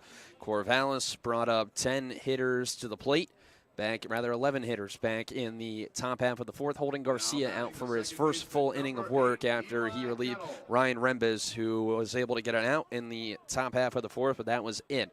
After giving up 7 hits, 4 runs, 3 earned, no walks, and 4 strikeouts. Eli Kennel, the first one to score here today. He swings at the first pitch from Garcia. It's 0-1. He got an 1-2 fastball down and away, and he was able to drive it all the way to the left field corner. As the 0-1. Changeup, he goes fishing at it. It's quickly 0-2. Hit at 333 with an exit velo of 99 miles per hour off the bat. Tough to get one, especially going all the way to the opposite corner. 306 down the left field line at Story Field. The 0-2. This is down and away from Garcia as Kennel back in the count at a ball and 2 strikes. Well, this one going on here at Story Field. A lot of action going on around the rest of the West Coast League as well. The 1-2 curveball just a little too far outside. Counts even at 2-2 to Kennel. Also have Game 6 of the NBA Finals going on right now. The Golden State Warriors looking to win their 4th Larry O'Brien Trophy. 2-2 fastball. This one's sent in the air to right. On the run is Smith, and this one's going to bang off against the wall. Kennel around first and head for second. Here comes the throw, and it's not in time. Eli Kennel now, second hit in this series, second extra base hit, as the leadoff man is in scoring position for Corvallis. So the Knights trying to put this one away here early on against the Black Bears, as that will bring up Brady Lavoie, a single after the 2-run bomb in the 4th. He now set to dig in from the right side, but the NBA Finals between the Celtics and the Warriors. About 4.5 minutes left to go in the 3rd. The Warriors up 17 over the Boston Celtics. The first pitch to Lavoie is in the dirt, down and away for ball number 1. Celtics took game 1 in Golden State. The Warriors game 2, they split back in Boston. And then the Warriors, a big comeback in game number 5. The pitch, fastball that's ripped down the right field line but out of play. Counts even at 1-1. The Warriors hang on. That would end up being their 4th championship with that big 3 of Draymond, Clay, and Steph Curry. Garcia stares in, gets the sign, and comes set with the runner on at second. The pitch. Breaking ball misses down and away as the count moves to 2-1. 6-0 your score in the top of the 5th inning here at Story Field. In game number 3 of this 3-game set. Kennel on after the leadoff double. 2-1 the count to Lavoie, the pitch. Fastball misses above the letters. It's now 3-1.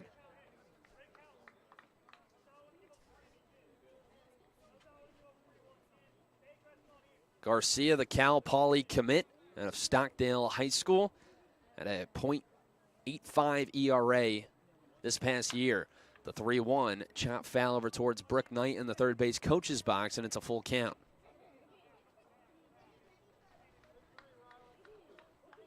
Lavoie with 2 hits in this series after he went 1 for 5 back on Tuesday. Pinch hit last night in the 4-2 win for Corvallis. His 3rd game here with the Knights this season for the NC State Wolfpack product. 3-2 the count with no outs. The pitch.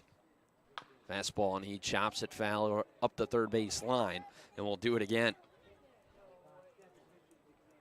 Logan Johnstone is on deck. He reached on an error his last time up and then got caught in a rundown. Trying to come in on a ground ball hit right to Brock Bozette, the third baseman.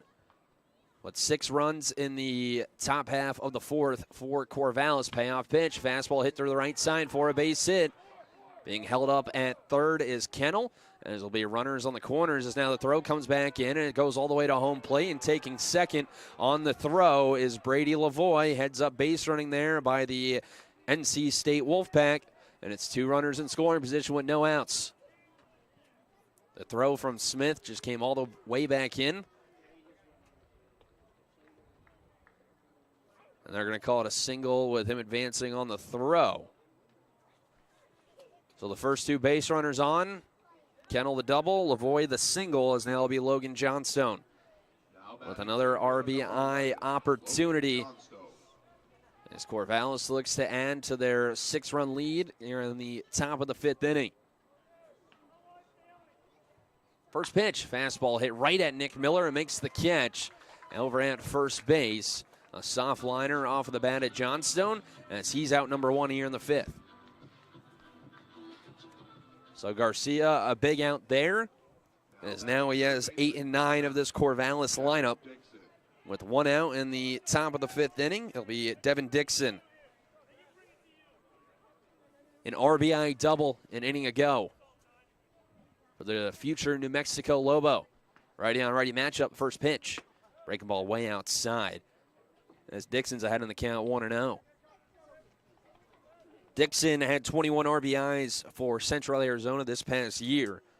Career .297 hitter there at Central Arizona over his time. The 1-0.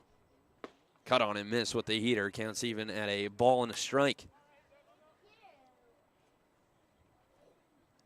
Kennel at third, Lavoie at second after the first 2 got on in this inning. Holding Garcia trying to get through a clean inning of work in relief. The 1-1. Slider called a strike on the outside corner. It's 1-2. Looks like Brandon Wedge, the right-hander from Chaffey College, getting loose out in the left field bullpen for the Black Bears, who trail 6-0. Corvallis already with 10 hits in this one. They had 3 over the first 3 innings, then 5 last inning. The 1-2.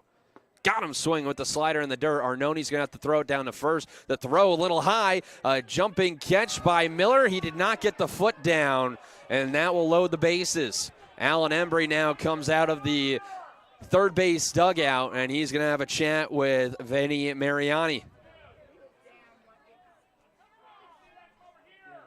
He will now ask that Mariani get a second opinion from home plate umpire Nick Hudlow. As of right now, the bases would be loaded. The two umpires being right in front of home plate. A bang-bang throw over at first. It was a little high from Arnone on the swinging strike 3. It looked like Miller, who's got some good size, and they're going to overturn the call. And now that's going to prompt a conversation between home plate umpire Nick Hudlow and Brooke Knight. Embry came quickly out of that third base dugout to get the call overturned, and now Brooke Knight wants an explanation.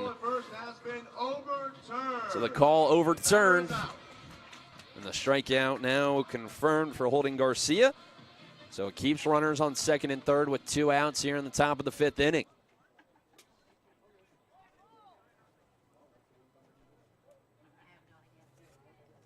Tyler Quinn, the catcher, is due up, as now both managers have their conversations with the umpires. It's 6-0 your score, top 5 in the middle innings here in Longview. Corvallis with 6 runs in the top half of the 4th inning. As now the meeting has been adjourned, and now Alan Embry will come back out once again and talk to Nick Hudlow. A little bit of gamesmanship between these two managers. Brooke Knight, longtime coach for the Corvallis Knights, winning all those West Coast League championships. Alan Embry, of course, the 16-year MLB veteran and 04 World Series champion with the Boston Red Sox. As now, Tyler Quinn digs in with 2 outs and 2 on as we're back to baseball here at Story Field. Garcia comes set at the chest. The first pitch. Fastball, a high chopper on the right side. Stacy ranges over to his left. He gloves it. The throw to first is in time for out number 3. And a nice job by holding Garcia, being able to get around a leadoff double and followed up by a single as he strands 2 here in this top half of the 5th inning. Corvallis, no runs on 2 hits, no errors. They leave 2 runners left on base. Halfway home at Story Field, 6-0 Corvallis over Cowlitz. You're listening to Cowlitz Black Bears Baseball. Make some noise! It's coyote season here at Cowlitz River Rigging. You might be asking yourself, what does that mean? It means haying, cutting, mowing, moving, plowing, sowing, pushing, pulling, digging, ripping, tilling, towing season. Coyote tractors are fuel efficient, rugged, and ready to work. Stop in at the Grown Man's Candy Store and test drive a Coyote tractor today. Cowlitz River Rigging. 1540 Industrial Way in Longview. Depend on us. Call the guard, that's Weather Guard. Call the guard, that's Weather Guard. When it rains cats and St. Bernards. When it rains cats and St. Bernards. We'll keep you dry in the rain or snow. We'll keep you dry in the rain or snow. 577-7200. 577-7200. If you need a roof, don't look too hard. If you need a roof, don't look too hard. Just call the guard, that's Weather Guard. Just call the guard, that's Weather Guard. Just call the guard, that's Weather Guard. Weather Guard!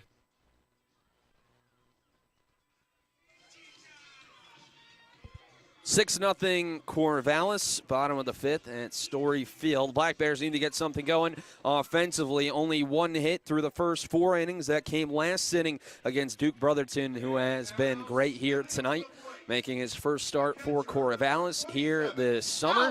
6-0 your score. As Holden Garcia was able to get around a early jam in that top half of the 5th inning. As it will be Alec Arnone, the first due up here in the bottom of the 5th. Righty-on-righty matchup. Here comes the first pitch, and it's a breaking ball that drops on the outside corner. As Arnone's behind in the count, 0-1. Fly out his first time up to right center. Brady Lavoie, the right fielder, able to come over to make the catch against the San Diego Christian product. 1. Fastball, this one sent high in the air to left center. Ranging over to his right is Johnstone, who will make the catch in the gap for out number 1. So 2 flyouts for Alec Arnone in his first 2 plate appearances, as that'll bring up Austin Smith for his second at-bat as a Black Bear. From UC San Diego, the right fielder, number 28, Austin Smith. So Smith 0 for 1, struck out back in the second inning, as Brotherton has been working very efficiently. First pitch, fastball, and Smith just a little late on it as he shoots it over into the stands down the third base line. Heads up over there, don't think it got anyone. Hit off one of the NWAC championship signs for LCC here at Story Field, the home of the LCC Red Devils. Lost in the NWAC tournament this past year. Lynn Benton winning the whole thing, the 0-1. Curveball misses high, counts even at a ball and a strike. Pitch number 52 coming up from Brotherton here against Austin Smith in right field today. Was here yesterday, the 1-1. Fastball, and he pops it up on the left side. This one's going to get out of play again. So we'll have to protect down 1-2. 1 out and nobody on, 6-0 Corvallis in the bottom of the 5th inning.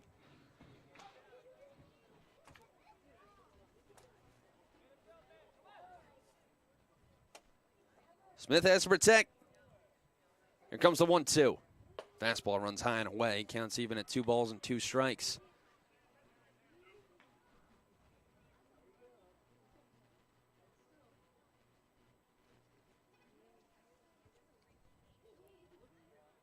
Brotherton taking his time, working from that windup. As he stares in, now he gets the sign. He's ready, the 2-2. Fastball got him looking on the inner half for strike number 3. Another punch out here tonight, the 7th for Duke Brotherton, and there's 2 away. And now welcome. So now that will bring up Brock Bozette with 2 outs and nobody on. Brandon Wedge still warming up out in that left field bullpen for the Black Bears. Have to think that we'll see him in the top of the 6th. First pitch to Brock Bozette. He shows bunt, pulls it back as the curveball misses high and in, and he's ahead in the count 1-0. Struck out looking back to lead off the bottom of the 3rd. Brotherton went 9 up and 9 down the first time through the order. Here comes the 1-0. Fastball runs high and in.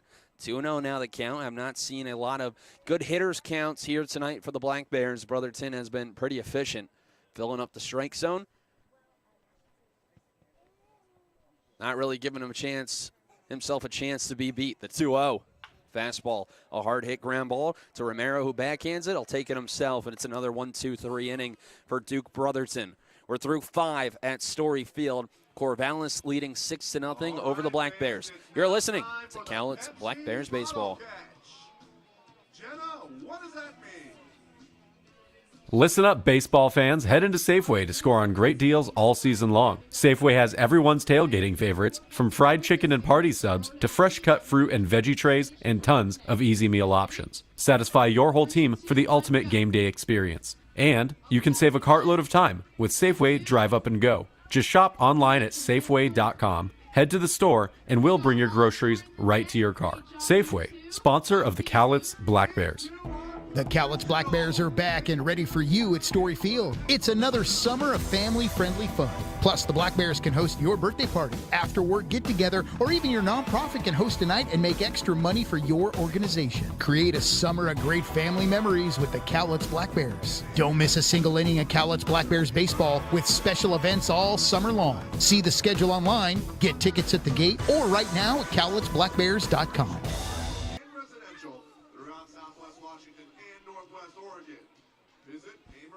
6-0 as we go to the top of the 6th here in game number 3 between Corvallis and Cowlitz. The Knights jumping all over Ryan Rembes in that top of the 4th inning, putting up 6 runs.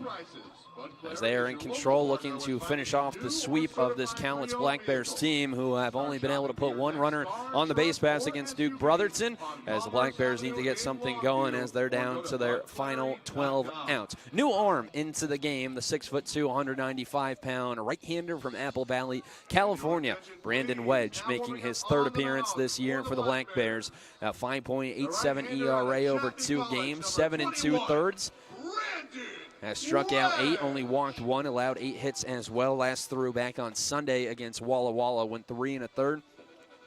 8 hits, 6 runs, 5 earned, and 1 strikeout facing 17 batters. He will now have to deal at the top of this Corvallis lineup. Ethan Lovelace, Spencer Scott, and Kiko Romero. Game number 3 here at Story Field between these two. Black Bears needs to get something rolling here in the late innings. Brendan Riley here on Mixler.com and on YouTube as well. Thank you for joining me here on your Thursday evening for wherever you may be. Ethan Lovelace to lead things off in the first to greet the right-hander from Chaffee Community College. Ethan Lovelace. Lovelace, he's 0 for 2 on the day. A strikeout, a pop-out, and a bunt attempt, and was hit by a pitch in the 4th. Righty and lefty matchup. Here comes the first pitch. Fastball misses above the letters as Lovelace is ahead in the count. 1-0. Last week, back on June 6th, now 10 days ago, Brandon Wedge against Kamloops went 4 1/3 and only allowed 2 base runners as the 1-0 runs high and in. As the count moves to 2-0, he walked 1 and struck out 7 over his 4 1/3. He was magnificent. And the Black Bears 6-5 comeback victory, a walk-off win back on the home opener last Monday. 2-0. Fastball fouled off down the left field line as the count moves to 2-1. Give it the final line on Holden Garcia. Inning in 2/3, 3 hits, 1 run unearned with 1 walk and 1 strikeout for the Cal Poly commit. 2-1 the count with nobody out in the top of the 6th. The pitch from Wedge. Fastball on the inside corner at the knees, counts even at 2-2.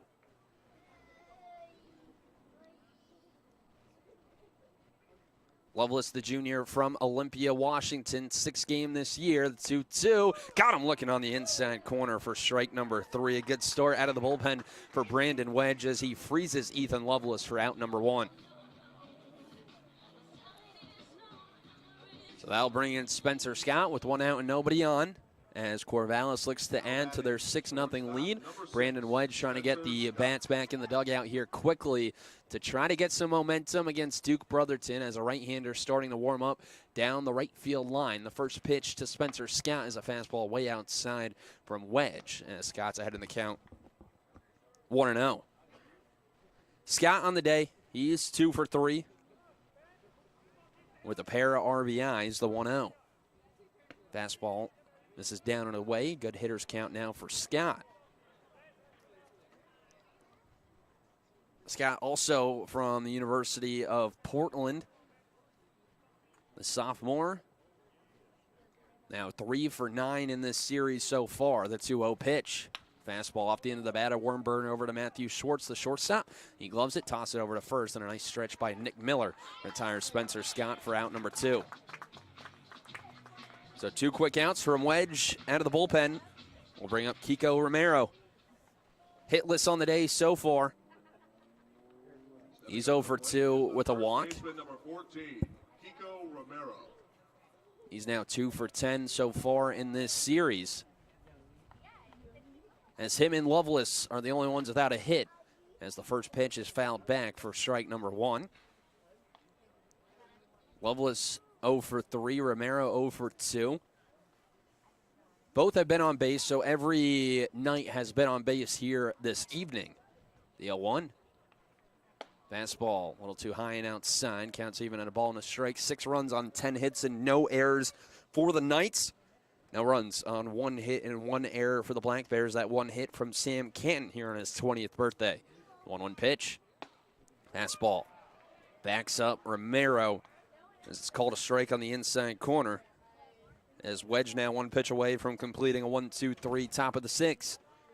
Right-hander stares in. Here comes the pitch. Fastball runs a little too far outside. A good spot to miss if you're Brandon Wedge. Then counts even at 2-2.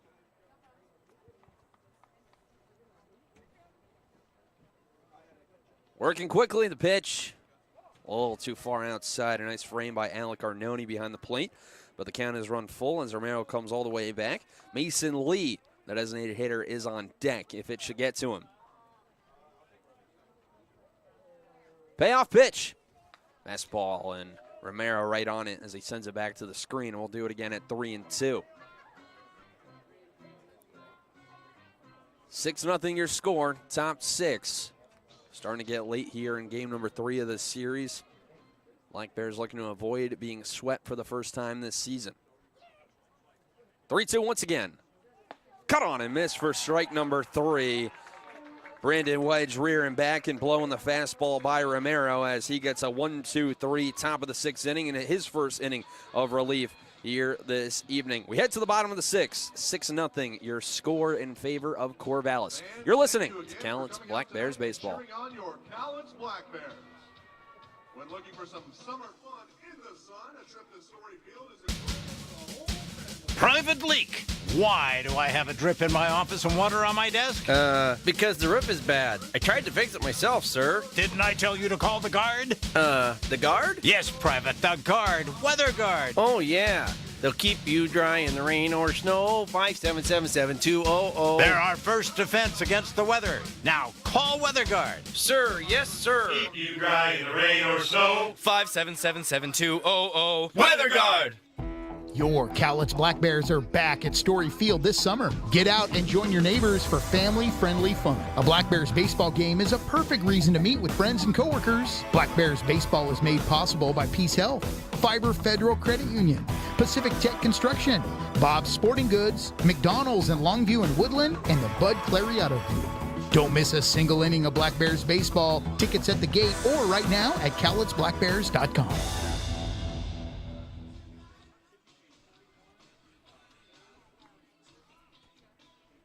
6-0, still your score as we go to the bottom of the 6th inning here in game number 3 of this 3-game set between the two top teams in the South Division. Corvallis at 5-0 coming in today. Cowlitz at 7-4.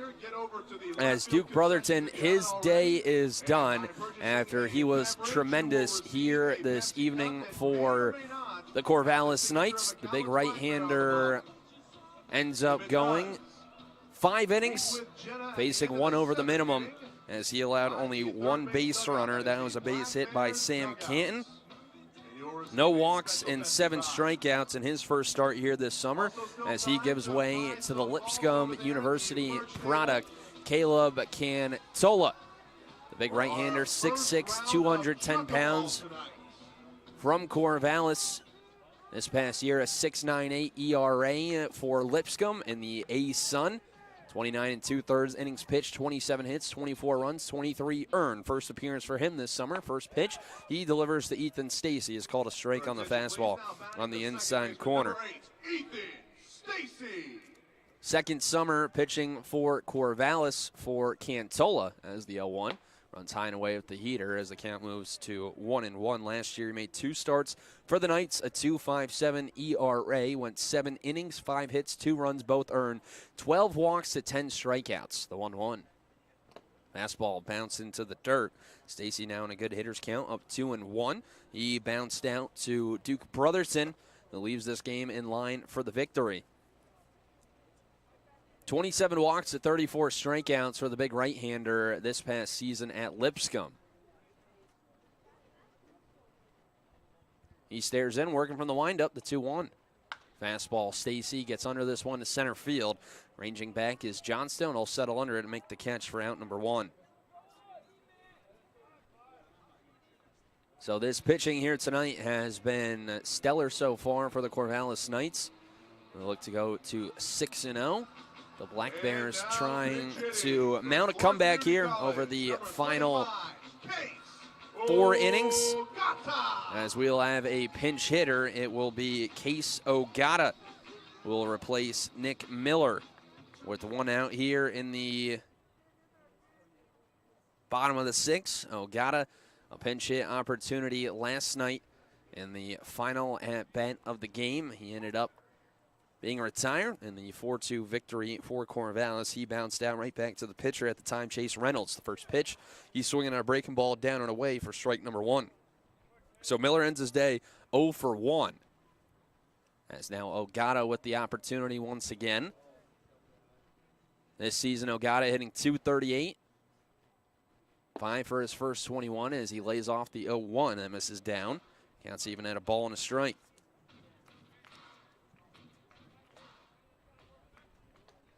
Ogata, the Eagle, Idaho native.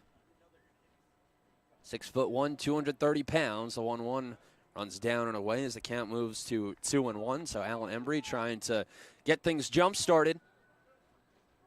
Ogata 0 for 2 in this series so far. Pinch hit opportunity back on Tuesday as well.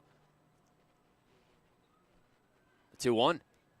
Breaking ball. Drops downstairs. 3-1 now the count to the 9-hitter, Case Ogata. Matthew Schwartz on the top of the order on deck for the Black Bears, who trail 6-0 in the bottom of the 6th inning with 1 out and nobody on. 3-1. Fastball down and away, and it's a 5-pitch walk issued to Case Ogata. Second base runner of the day for the Black Bears. And it's Ogata here in the bottom of the 6th inning. So he draws the walk, and that puts a man on for the top of the order in Matthew Schwartz. Now batting, the shortstop, number 4, Matthew First walk Schwartz. issued by a Knights pitcher here tonight. Walks have been at a premium here in this series. Only 1 walk issued by the Black Bears as well here this evening.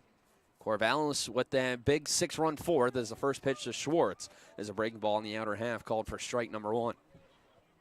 Schwartz 0 for 2. Struck out looking to lead off the game for the Black Bears, then grounded out to Eli Kennel, the second baseman, and a nice play up the middle on the run. Middle infield playing at double play depth with Ogata over at first. The 0-1. Fastball. Schwartz sends this one high in the air to right field. Lavoie over to his right towards the track will make the catch for out number 2. So a good piece by Matthew Schwartz, just a fraction under that one. As that will bring up Sam Canton with 2 outs. Give it up once more for our center fielder and birthday boy, number 17. Canton, the only Black Bear with the base hit. That came back in the 4th inning. As he digs in 1 for 2 on the day. 2 outs with a runner on first. 6-0 your score in favor of Corvallis. Righty on lefty matchup. Cantola set the first pitch. Fastball catches the outside corner as Canton's behind in the count 0-1. Canton now has reached base in 7 out of his first 8 games with the Black Bears. 2 multi-hit games on the year, one of those coming last night. The 0-2, the 0-1. This is down and in, counts even at a ball and a strike. Ogata over at first, with the Black Bears chasing 6. Cantola looking for a clean inning. Last time he threw was against Liberty back on May 26th. The 1-1 in the dirt. Nice block by the catcher Tyler Quinn. His count moves to 2 balls and a strike. He threw an inning back against Liberty after throwing 2/3 of an inning against Kennesaw State 2 days before that. Lipscomb went 35-23 this past year. Had their season come to an end in the ASUN Championship semifinal. 2-1. Misses down and in. Now 3-1 the count. Let's see if Canton will have the green light here.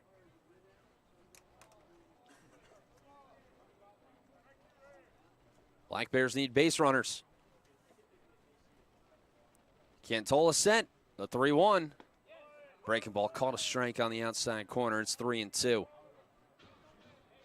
The ASUN Baseball Championship took place in Fort Myers, split between Swanson Stadium, the home of the FGCU Eagles, and JetBlue Park, the spring training home of the Boston Red Sox. Ogata will be running on the pitch. Here it is. It's a break ball that misses inside for ball number 4, as Ogata will take second. The second walk issued by Cantola out of the bullpen, and it's runners on first and second with 2 outs for Callan Halverson. First time that we have seen multiple runners on the base pass for the Black Bears here this evening. That's now Callan Halverson. Trying to bring in the Black Bears' first run. They trail 6-0 in the bottom of the 6th. First pitch to Halverson, a fastball below the knees as he's ahead in the count 1-0. Halverson 0 for 2 on the day. A ground out back in the first, followed up by a pop out in the 4th. Ogata on at second as now that will bring out a mound visit as Cantola having some command issues trying to find the zone. Ogata on at second, Can over at first with Halverson at the plate. as the Black Bears are chasing 6 runs here in the bottom of the 6th inning. It was that 6-run 4th inning, all jump-started by Eli Kennel's 2-run home run into the Bob's Sporting Goods party deck. 5 hits in that inning. Corvallis with 10 hits so far here tonight after having 4 last night and 9 back on Tuesday. Alverson looking to come through.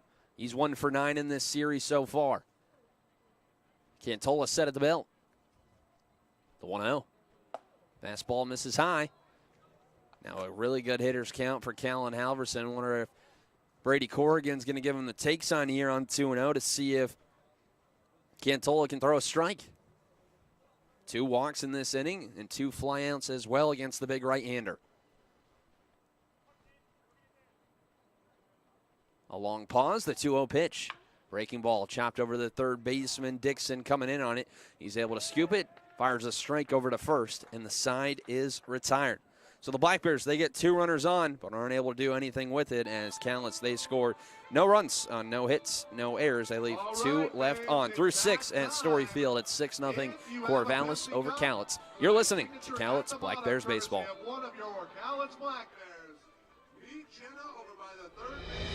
Here at Fiber Federal Credit Union, we're just like any other family. Sometimes you like getting together for a big old family shindig. Other times it would be really great if that family shindig could just be virtual. At Fiber Federal, we always love seeing you at any of our 16 locations, but don't feel like you need to see us face-to-face all the time.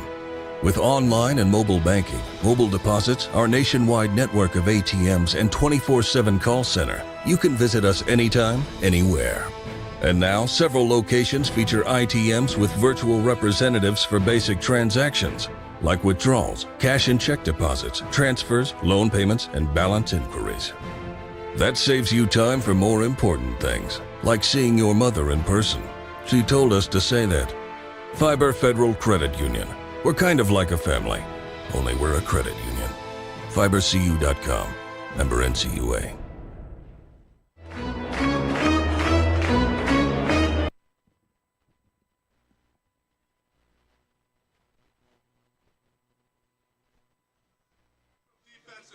Changes for the Black Bears. 6-0 as we go to the final 3 frames at Story Field in game number 3 here this evening. There's a couple of defensive changes for the Black Bears here in this top half of the 7th.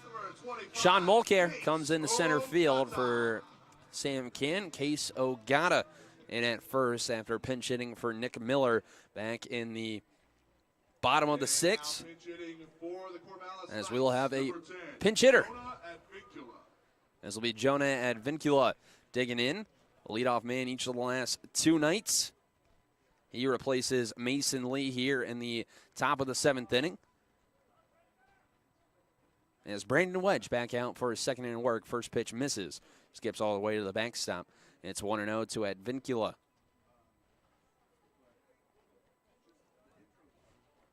Advincula, the senior from the University of the Redlands, went 2 for 5 in game number 1. The 1-0 pitch.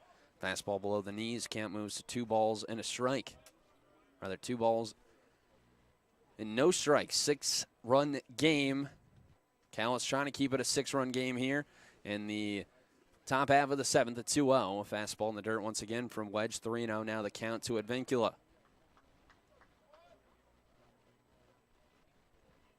Wedge a 1-2-3, top of the 6th inning in relief, punched out 2 as well, facing off against the top 3 of this Corvallis order. The pitch called a strike on the inside corner. Count moves to 3-1. Last night, Advincula went 0 for 3, aiming to score, 2 walks as well. The 3-1. Fastball dots the inside corner at the knees. It's a full count here to the leadoff man here in the top of the 7th, Jonah Advincula. He has a hit in 3 of his first 5 games. Payoff pitch.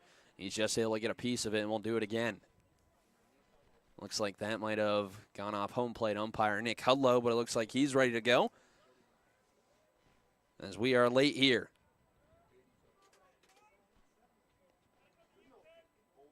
3.5 minutes to go at the TD Garden in Boston. The Warriors up 12 over the Celtics. Payoff pitch once again. Fastball. This one looped down the right field line. It's a fair ball. It's going to drop down for a base hit. Rounding first and heading for second is Advincula, and Smith will get it back in, and it'll be a double off of the bench for Jonah Advincula. The 11th hit of the day for Corvallis, as they have a runner in scoring position with nobody out. So that'll bring up Eli Kennel with no outs and a runner on second. As now arms starting to get loose for the Black Bears down the left field line, as well as an arm starting to get loose for Corvallis. Down the right field line, looks like Skylar Manelski, the sidewinder, getting loose for the Black Bears out in the left field bullpen.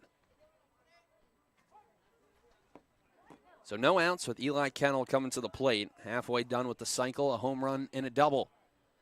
First pitch, fastball runs outside for ball number one. Advincula dancing out at second.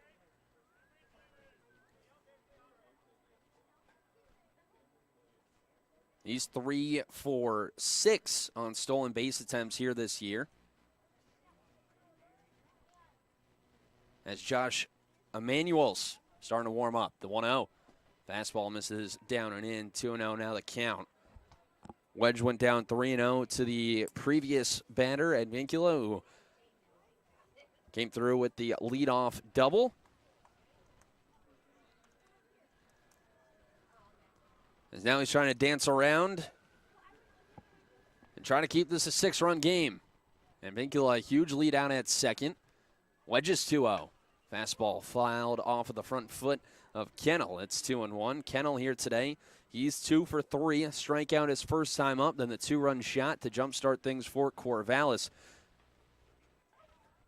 Back in the fourth. Sent one into the Bob Sporting Goods party deck down the left field line. Followed it up with a double back in the fifth. To lead things off, was stranded at third as Holden Garcia was able to dance out of trouble. Wedge set at the belt. Taking a look back at the runner on second. It's 2-1. Cut on and miss. Good spot on the outside corner. Counts even at 2-2.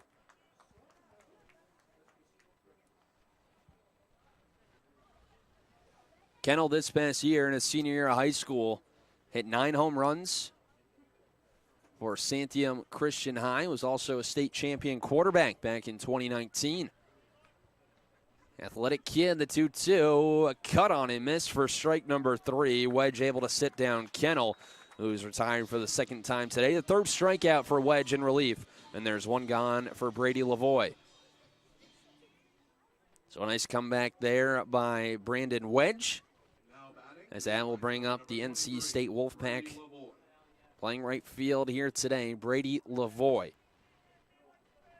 He's 2 for 3. A pair of singles and a strikeout on his ledger. As Wedge takes a look back at second. There goes the runner. Rather is a fake run as it's cut on and miss for strike number 1. Advincula got about almost a third of the way to third before retreating back to second. 0-1 the count to Lavoie, the redshirt junior. Now with 3 hits here in this series. A huge lead out at second as Advincula is trying to time him up. The 0-1 runs high. It counts even at a ball and a strike. Lavoie heading to, arrived to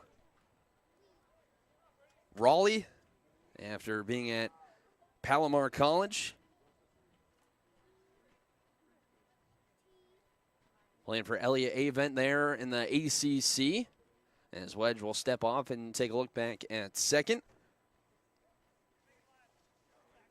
NC State with a pretty good year, but ends up being team number 65 in the NCAA tournament, the first team out after Ole Miss and Grand Canyon were teams 63 and 64. As the fastball runs high and in, and it gets Lavoie. He's hit for the second time this series, as that'll put runners on first and second with 1 out for Logan Johnstone.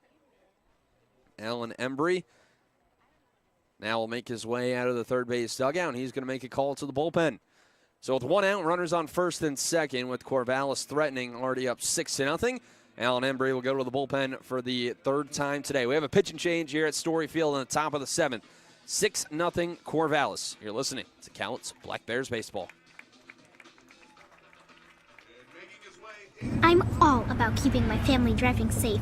Dad, pothole. Got it. So I insist we choose Les Schwab tires for safety services like brakes, steering, and alignment. Stuff those cheap tire centers don't offer. Because I want a backseat drive with confidence. Dad, speed check. Hit the road safely with Les Schwab and save up to $150 when you buy select tires with financing. Les Schwab Tires, celebrating 70 years of doing the right thing. Limited time offer. Terms and conditions apply. See leschwab.com/sale for details. It's coyote season here at Cowlitz River Rigging. You might be asking yourself, what does that mean? It means haying, cutting, mowing, moving, plowing, sowing, pushing, pulling, digging, ripping, tilling, towing season. Coyote tractors are fuel efficient, rugged, and ready to work. Stop in at the Grown Man's Candy Store and test drive a Coyote tractor today. Cowlitz River Rigging. 15 4-way in Longview. Depend on us. Call the guard, that's weather guard. Call the guard, that's weather guard. When it rains cats in St. Bernard's. When it rains cats in St. Bernard's. We'll keep you dry in the rain or snow. We'll keep you dry in the rain or snow. 577-7200. 577-7200. If you need a roof, don't look too hard. If you need a roof, don't look too hard. Just call the guard, that's weather guard. Just call the guard, that's weather guard. Just call the guard, that's weather guard. Weather guard!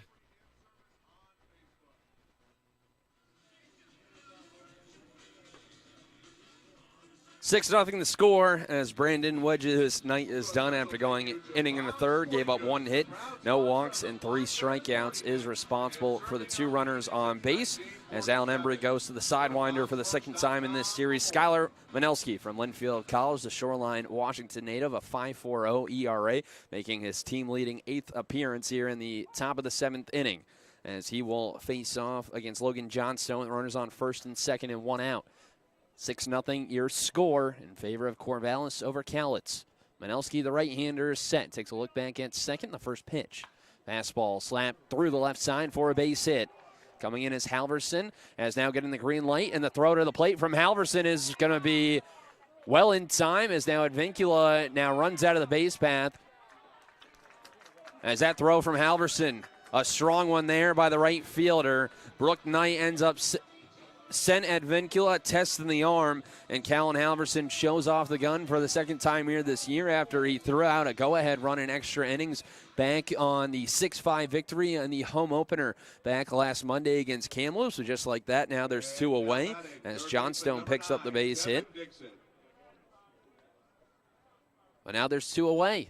And Devin Dixon digging in, 1 for 3 on the day. 6-0 still your score as Advincula was maybe about 5 steps away when that ball got to Alec Arnone at home. Runners on 1st and 2nd with 2 outs.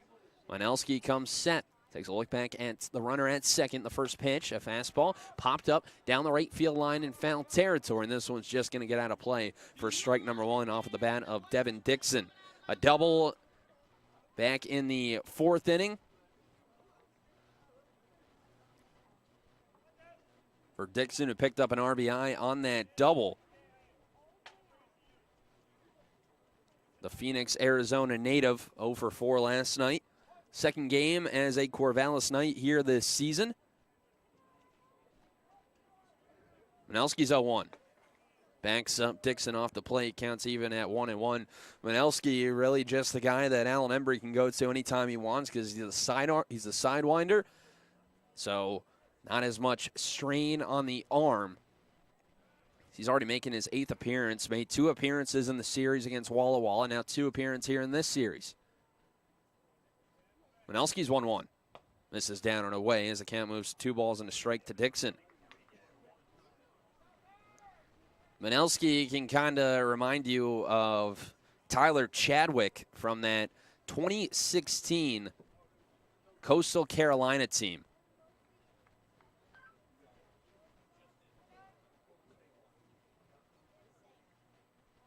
2-1. Fastball. This one's sending high in the air to right field. Austin Smith backing up. He'll make the catch for out number 3. A nice job by Skylar Manelski being able to strand 2 runners. Coming in for wedge as Corvallis, they score no runs on 2 hits, no errors. They leave 2 runners left on. Time to stretch here at Story Field. 6-0, the Knights over the Black Bears. You're listening to Cowlitz Black Bears Baseball.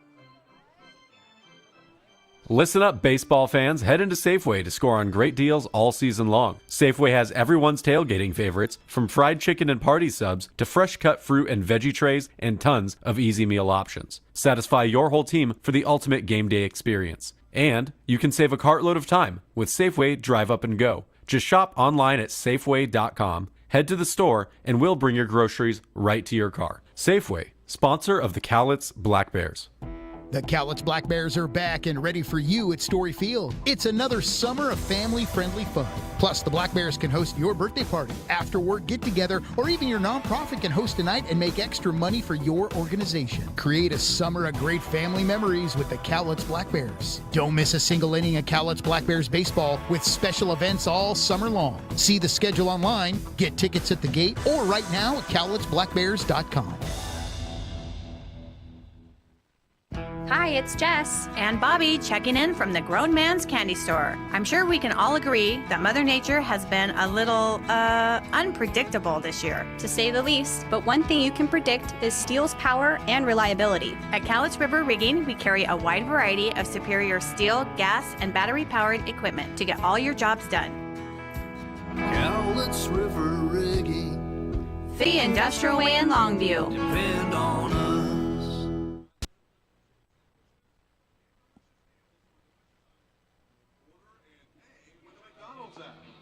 Ba-da-ba-ba-ba. 6-0, bottom 7 at Story Field. Corvallis in control here. And this one as they look to finish off the sweep, but the Black Bears with 9 outs left to play with as a new arm coming into the game, relieving Caleb Cantola is Josh Emanuels, the 6'3", 200-pound right-hander from the University of Washington this past year. Threw in 31 games And now batting, the designated hitter number with a 4.99 ERA. Went 2-4, made 4 starts as well. Through 48 2/3 innings, 49 hits, 29 runs, 27 earned, 21 walks to 54 strikeouts for the big right-hander. First to greet him here in the 7th is Aaron Parker. The first pitch, fastball misses high and in for ball number 1 to Parker. 0 for 2 on the night with a pair of strikeouts. As Cowlitz have only had 3 base runners through the first 6 innings. A single from Sam Cannon, who's now out of this game, and then a pair of walks an inning ago. The 1-0 pitch, fastball outside, 2-0 now the count.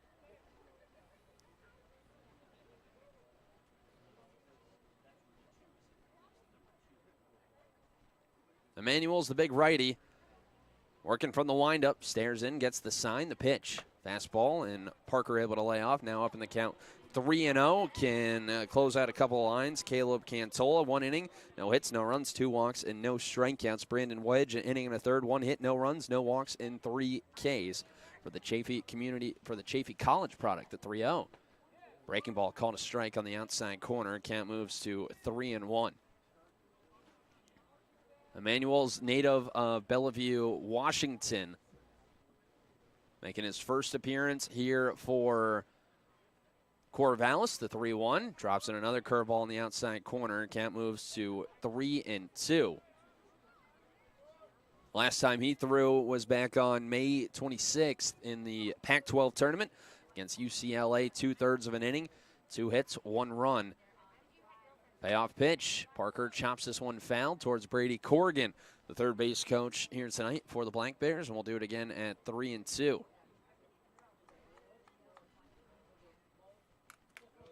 It's a final in Boston. The Golden State Warriors winning the NBA title, the Larry O'Brien Trophy, at the TD Garden in 6 games. 3-2, curveball, got him swinging for strike number 3. Emanuel's able to come all the way back against Parker, who's now struck out 3 times here tonight, as that'll bring up Alec Arnone. So that will do it for the NBA season. The Warriors winning their 4th title in the past 8 seasons. A 103-90 final over in Boston. Steph Curry, 34 points this evening. Here's Alec Arnone with 1 out and nobody on the pitch. Fastball rolled over to the left side. Dixon in the hole. Glove it. A spin throw is in time, as there's 2 away here quickly in the bottom of the 7th. Arnone now 0 for 3, as that'll bring up Austin Smith here in his debut. 0 for 2 on the day so far with 2 strikeouts, 1 swinging and 1 looking. Has had good at-bats, though, has battled against the starter today, Duke Brotherton, who's in line for the win. 6-0, 2 outs, nobody on. In the bottom of the 7th, the first pitch. Smith takes a strike at the letters. It's 0-1. Cowlitz only with base runners in 2 innings, back in that 4th and an inning ago.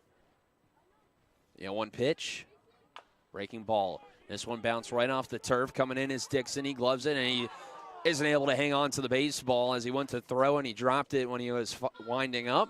And so Austin Smith now on for the first time as a Black Bear, and they're going to call it a hit. That ball took a huge hop off of the turf right in front of home plate. When you play on the AstroTurf, you're going to get those type of plays. That time it works out for the Black Bears, who have their 2nd hit here tonight, as Brock Bozette will come up to the plate. A strikeout and a ground out for the future Gonzaga Bulldog. First pitch he sees, he fouls it off on the right side as he's behind in the count, 0-1. It's really just been 1 inning in each of the games, rather 1 or 2 innings that have gotten it done for Corvallis. They scored 3 runs in the 5th and the 6th back in game 1. So they won game number 1 6-5. Last night 3 in the 1st. That's all they needed, as the 0-1 cut on and miss. It skips away from the catcher Quinn. And taking 2nd is Smith. So the 2nd base runner to move into scoring position today for the Black Bears. Rather, the 3rd. As no Bozette will have to shorten up, down 0-2.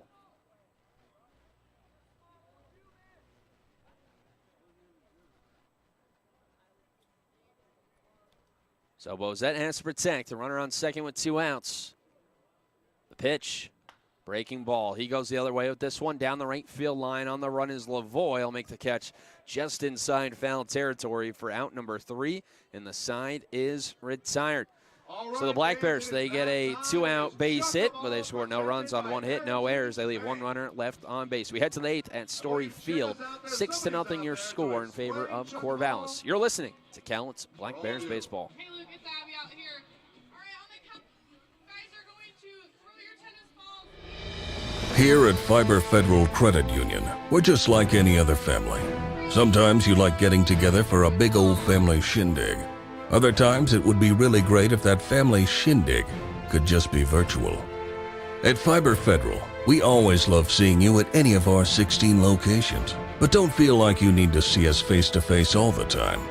With online and mobile banking, mobile deposits, our nationwide network of ATMs, and 24/7 call center, you can visit us anytime, anywhere. And now, several locations feature ITMs with virtual representatives for basic transactions, like withdrawals, cash and check deposits, transfers, loan payments, and balance inquiries. That saves you time for more important things, like seeing your mother in person. She told us to say that. Fiber Federal Credit Union. We're kind of like a family, only we're a credit union. FiberCU.com. Member NCUA.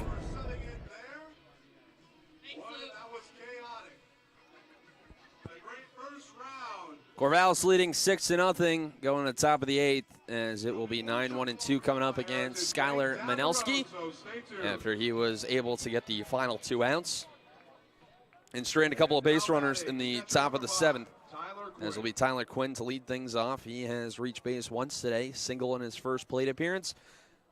Rather, reached base twice, then grounded into a fielder's choice, and later grounded out to the second baseman, Ethan Stacy. 6-0, top 8. So we're getting late here at Story Field. The first pitch, and Manelski, much like Garcia, started his motion to the plate. and then wasn't able to throw the baseball. It looked like he might have gotten caught up in a little bit of turf, so they called it a ball.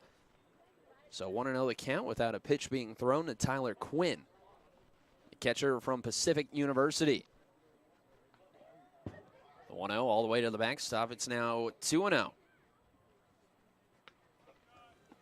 Quinn, 5th game for him for the Hawaii native. Came in defensively last night in the 9th. After going 1 for 3 back on Tuesday at 2-0. This is down and in. It's 3-0 now to the number 9 hitter, Tyler Quinn. Looks like we have a pinch hitter on deck.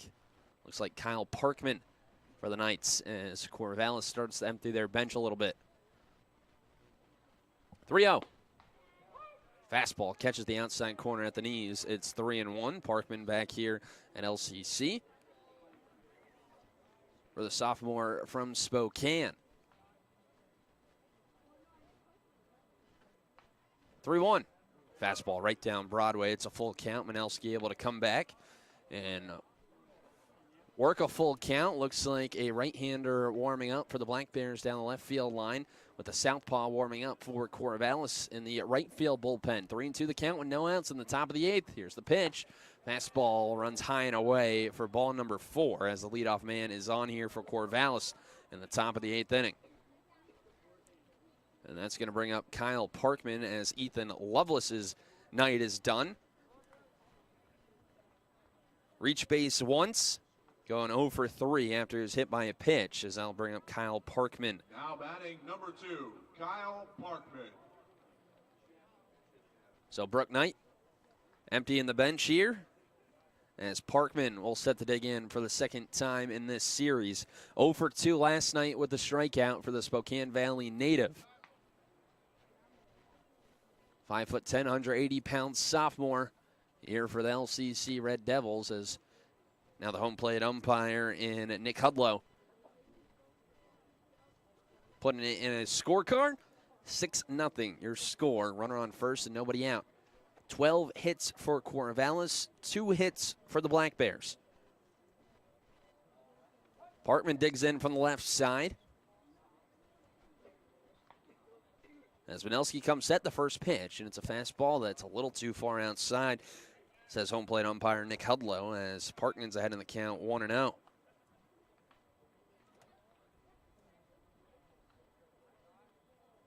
Parkman now his 4th game here in 2022 with the Knights after hitting .269 for LCC this past year. He's behind on the fastball, and the count's even at 1-1. Manelski making his 8th appearance here this year. Trying to bridge the gap to the 9th. And trying to keep it a 6-run game. Parkman, the number 5 outfielder in Washington in the 2021 class, the 1-1. Drops in on the inside corner, and it's 1-2. Parkman with 2 triples, 3 home runs, and 33 RBIs go along with 11 doubles this past season for LCC. And now it's good for him to be back here at Story Field. As a quick look over at first, has Quinn diving back in. Quinn 7 for 9 this past year at Pacific University on the base pass. Pacific University going 28-18 this past year. Beat Linfield in the championship game of the NWC tournament. 1-2. Fastball ripped down the left field line and out of play. As that one was hit on a rope, had to be alert down there.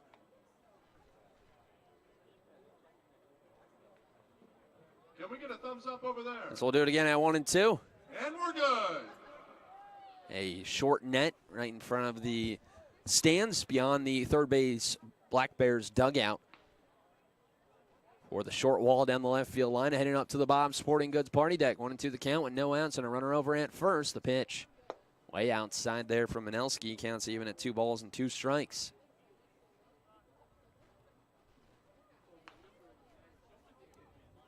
So 2 deep counts here to the first 2 batters in this top of the 8th inning from Manelski. Making his 2nd appearance of the series, his 4th in his last 6 games. The 2-2. Fastball, a soft tapper over the third baseman, Bozette charging in. His only play is going to be first, and the throw is in time.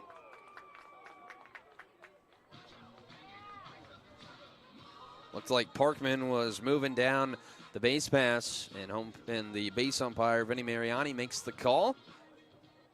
So it's a 5-3 putout as Al will bring up Spencer Scott, the shortstop. Pretty close play. I think it really could have gone either way. Over at first, it goes the Black Bears' way as now will be Spencer Scott with one out and runner in scoring position, 6-0 here on the top of the 8th inning. Winelski trying to work around the leadoff walk. Scott is 2 for 4 on the day. A pair of singles, a fly out, and a ground out for the sophomore from the University of Portland. First pitch runs high and in with the sinking fastball as the count moves to 1-0. Scott with a pair of RBIs as well.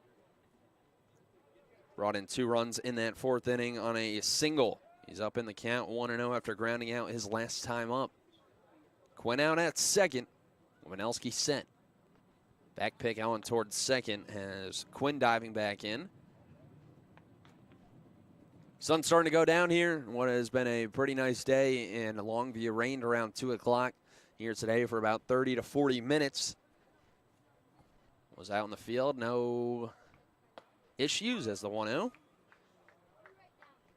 Catches the inside corner. Count moves to a ball and a strike. Was out in the outfield earlier, and field had dried up pretty nicely. Of course, the turf infield here at Story Field makes it pretty easy. Black Bears only played 3 games on a all-grass field here this season so far. 1-1. Catches the outside corner with the sinker. Count moves to a ball and 2 strikes. That came against Walla Walla back at Borlas Stadium this past weekend. The Black Bears getting ready to head on the road once again for a weekend set. This time coming up against the rival Ridgefield Raptors in the 2nd edition of the Columbia River Cup. Ridgefield took game number 1 back in a non-league game on June 1st at the Rourke. The 1-2 slider got him looking for strike number 3. As Manelski comes with the front door slider, he's able to free Scott, and there's 2 away. So that will bring up Kiko Romero with 2 outs and a runner still on at second. 6-0. Corvallis as they look to finish off the 3-game sweep of the Black Bears and improve to 6-0. Start their season off with 2 straight sweeps. They swept the Yakima Valley Pippins back on the weekend of June 4th and 5th. First pitch to Romero, misses down and away for ball number 1.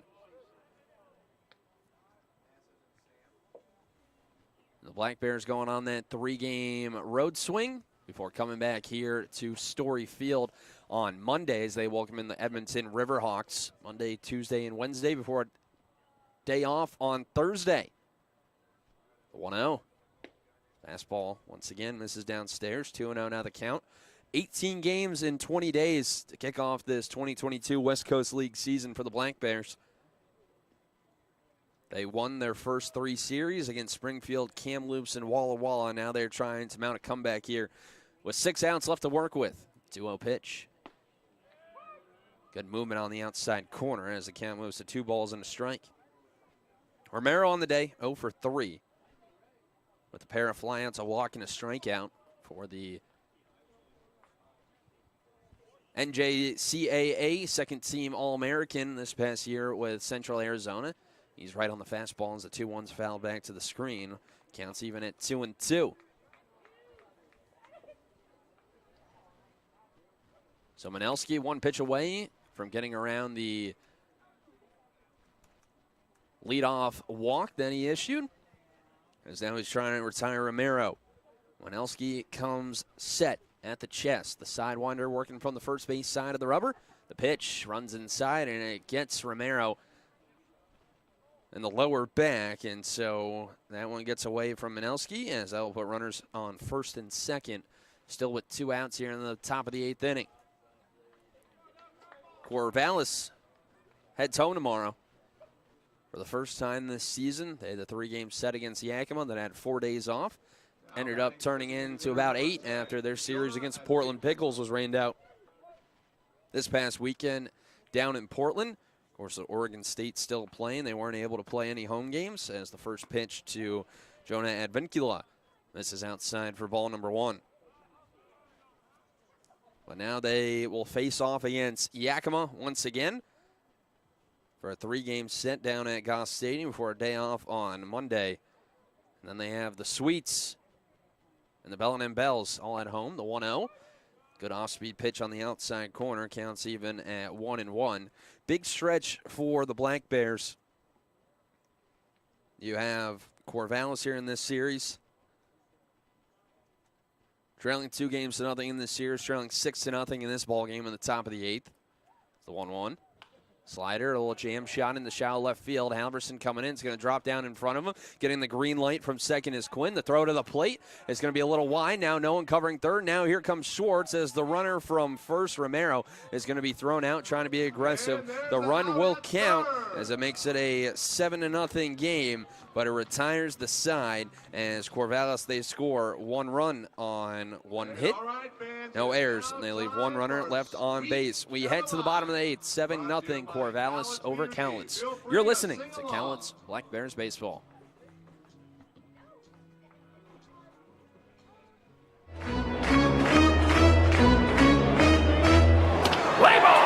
It's baseball season, and Peace Health is excited to return as a sponsor of the Cowlitz Black Bears as they vie for the Western League Championship. Black Bears games make a great family event. Bring the whole crew to the ballpark for fresh air, sunshine, fun, friends, and all the thrills of Black Bears baseball. As the largest health provider in Cowlitz County, Peace Health is ready to step up to the plate and keep your family in the game. Whether it's a routine appointment or specialty or emergency care, Peace Health and the Cowlitz Black Bears, 2 great teams. It's coyote season here at Cowlitz River Rigging. You might be asking yourself, what does that mean? It means haying, cutting, mowing, moving, plowing, sowing, pushing, pulling, digging, ripping, tilling, towing season. Coyote tractors are fuel efficient, rugged, and ready to work. Stop in at the Grown Man's Candy Store and test drive a Coyote tractor today. Cowlitz River Rigging. 40 Industrial Way in Longview. Depend on us. Call the guard, that's Weather Guard. Call the guard, that's Weather Guard. When it rains cats in St. Bernard. When it rains cats in St. Bernard. We'll keep you dry in the rain or snow. We'll keep you dry in the rain or snow. 577-7200. 577-7200. If you need a roof, don't look too hard. If you need a roof, don't look too hard. Just call the guard, that's Weather Guard. Just call the guard, that's Weather Guard. Just call the guard, that's Weather Guard.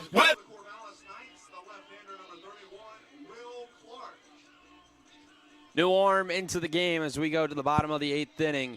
It will be Will Clark, the left-hander, coming in for Josh Emanuels, who threw an inning back in the bottom of the 7th.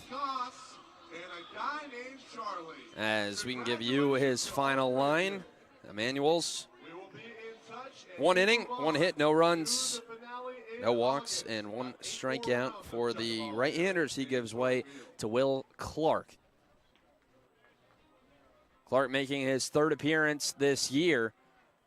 Hasn't given up a run over 2 innings, allowed 3 hits, 1 walk, and 3 strikeouts as Ethan Stacy will be the first to dig in. A lefty-on-lefty matchup in a 7-0 game in the bottom of the 8th as the first pitch misses inside.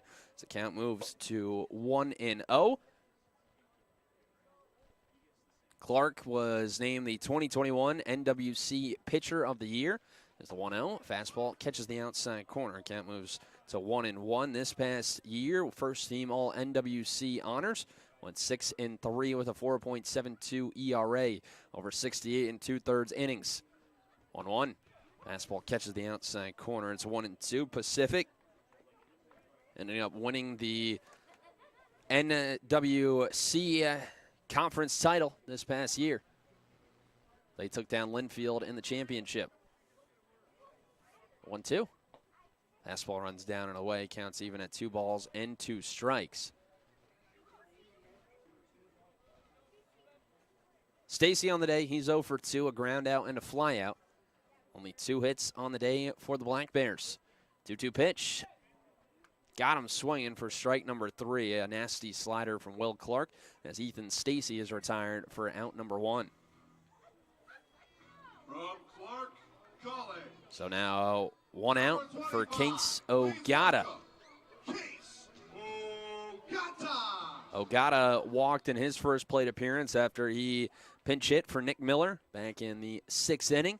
The second base runner to get on here today for the Black Bears. The first pitch, The backdoor slider calling for strike number 1.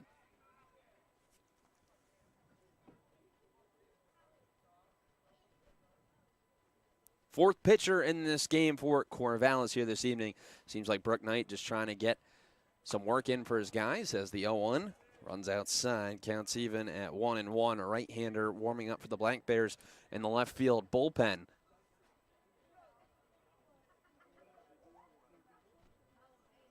Looks like Travis Weiss, the 1-1. Ogata a little late on the slider as the count moves to 1-2. Weiss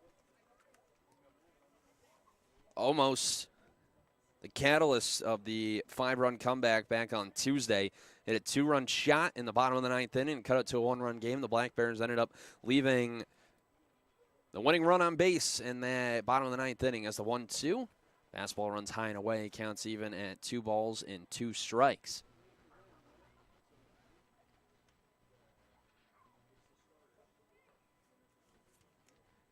Kyle Parkman now out in left field after coming in for Ethan Lovelace in the previous inning as the 2-2, a little too far outside, and the count is run full. So Ogata working a full count, trying to get on base for the second time today. As Clark comes set, the pitch. Chopper over to the third baseman in Dixon, has it on the backhand, the throw to first, and the first baseman Romero not able to hang on to it on the low throw. So we're going to have to see how they call that. Ogata moving down. They're going to call it an error. Nonetheless, Ogata on for the second time today, as that will bring up Matthew Schwartz, the leadoff man. For your Black Bears, the shortstop, number 4, Matthew Schwartz is 0 for 3. As he's now looking to try to get something rolling here. This Black Bears team down to their final 5 outs before being swept out of Story Field here this week. Lefty on righty matchup, first pitch. It's a fastball delivered on the inside corner, called for strike number 1. Ogata over at first. They've yet to say the Arizona have to think it's be on the first baseman, Romero. As there's a good throw from all the way in shallow left field by Dixon, the third baseman, who's made a couple of nice plays over at third tonight. The 0-1 catches the outside corner. It's quickly 0-2. Schwartz a strikeout, a ground out, and a fly out in his 3 plate appearances. So now he has to protect. Has struck out 12 times on the year so far. 0-2 the count with 1 out. The pitch. He's just able to get a piece of it as he sends it back to the screen. Sean Mulcair is on deck after he came in as a defensive replacement a couple of innings ago for Sam Kin, who reached base twice on his 20th birthday.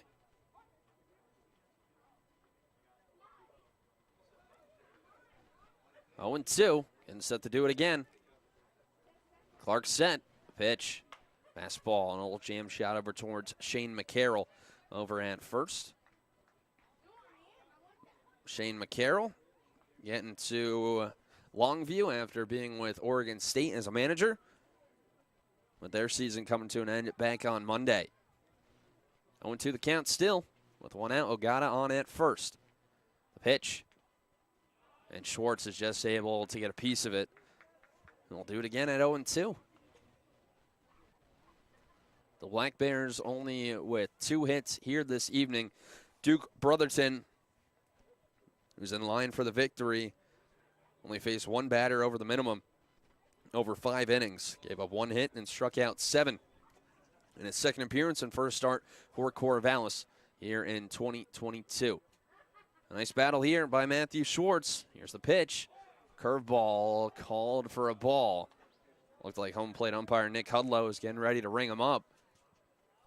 There's a good pitch there from Clark. The count moves to 1-2. Black Bears just have not had traffic on the base paths a lot this series as the 1-2, a sinker runs down and away, counts even at 2 balls and 2 strikes. The Black Bears only got 4 hits yesterday after 8 back on Monday. Travis Weiss still warming up out in that left field bullpen for the Black Bears. 2-2. Breaking ball inside, and Matthew Schwartz has worked the count full after going down 0-2. So Sean Mulcair in the on-deck circle.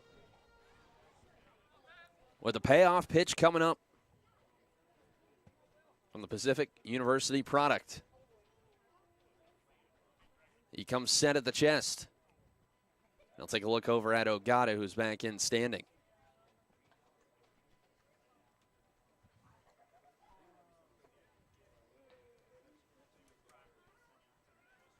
Schwartz now 1 for 9 in this series, trying to pick up a base knock to try to keep things rolling. The payoff pitch. Slider, and he rips it over towards Brady Corrigan in the third base coach's box. So we'll do it again at 3-2. What an at-bat here by Matthew Schwartz. Just continuing to foul off pitches, being able to work it all the way back.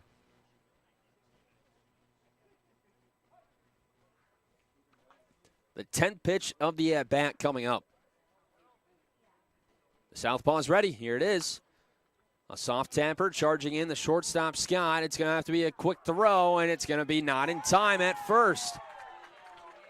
So Matthew Schwartz able to win the battle against Will Clark as he reaches on an infield single. It's going to put runners on first and second for Sean Mulcair. Look at the wheels on the Schwartz stop. He was moving it down the line. The center fielder, number 7. As now he has a hit in 7 of his first 9 games with the Black Bears here this year. Here's Sean Mulcair with 1 out and runners on first and second. I've not seen Mulcair yet this series. First pitch, chopper over the first base, and Romero goes to second for 1. The relay on to first is in time.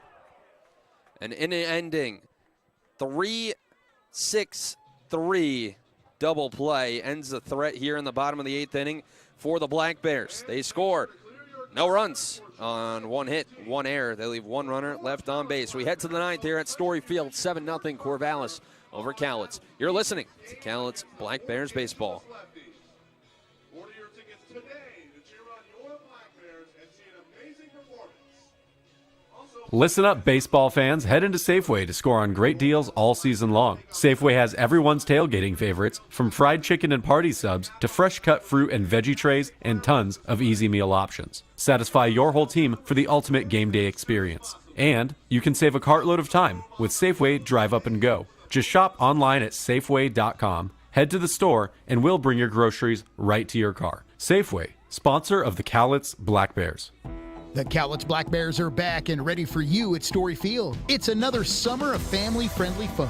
Plus, the Black Bears can host your birthday party, after-work get-together, or even your nonprofit can host a night and make extra money for your organization. Create a summer of great family memories with the Cowlitz Black Bears. Don't miss a single inning of Cowlitz Black Bears baseball with special events all summer long. See the schedule online, get tickets at the gate, or right now at CowlitzBlackBears.com.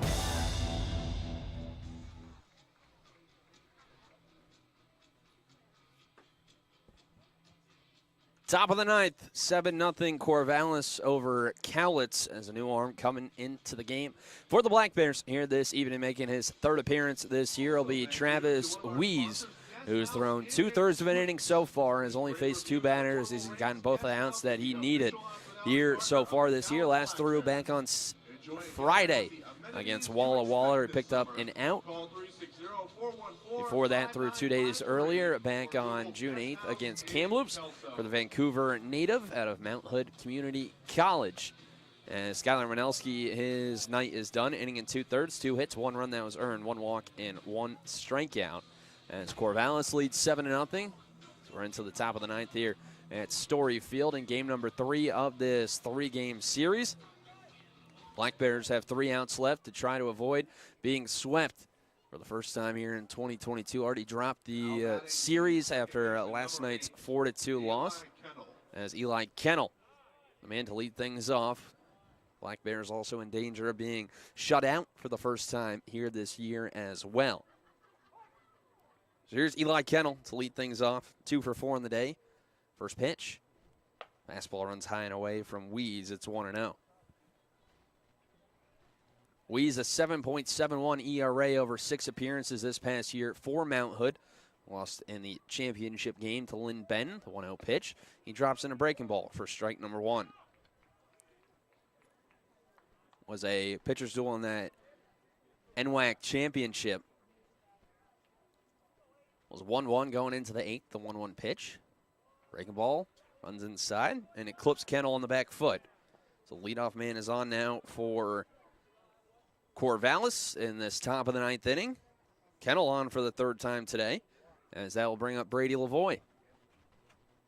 So not the start out of the bullpen for Right fielder number 23. Travis Wees that he wanted.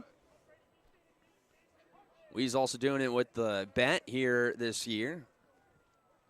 First pitch to Lavoie. He chases a fastball down and away for strike number 1. Wees back on Tuesday. Talked about it earlier. Went 3 for 4, a double, and a 2-run home run. That made it a 1-run game in that bottom of the 9th inning. That's really where the series started to turn. A 1.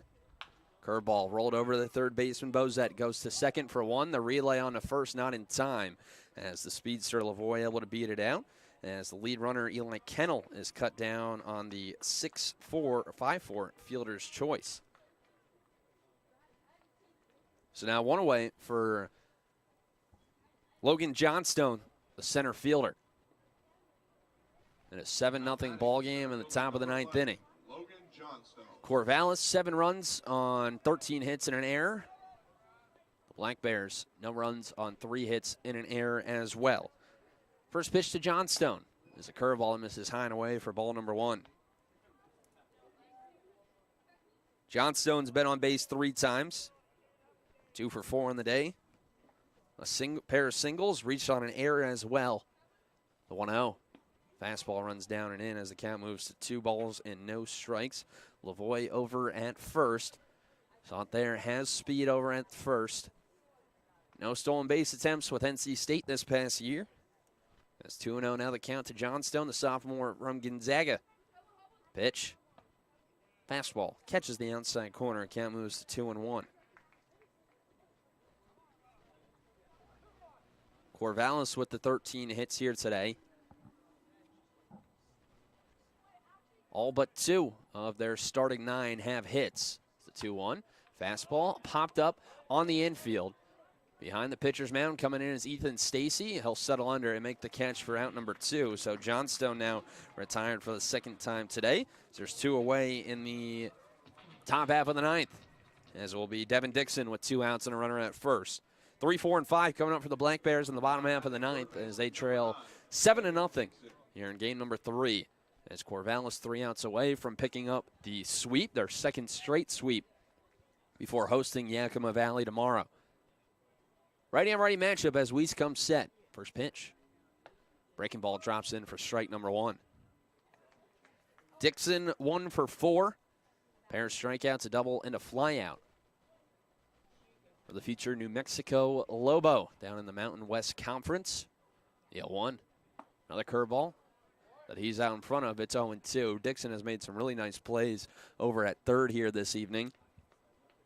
Pretty sound defensively for Corvallis.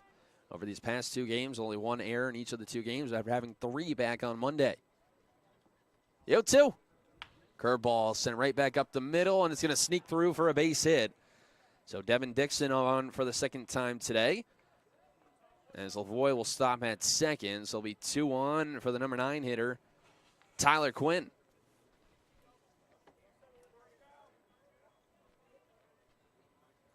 The 14th hit of the day for Corvallis. Now batting the catcher number 5. The most giving up by the Black Bears here in league play this year. This will be Tyler Quinn. He's reached base 3 times. First pitch he sees.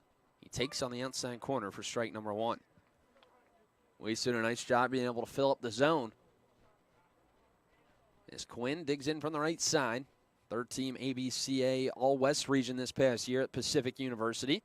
The 0-1. Curveball, this one rocketed into center, sending Mulcair back, and it's over his head as this one's going to get down.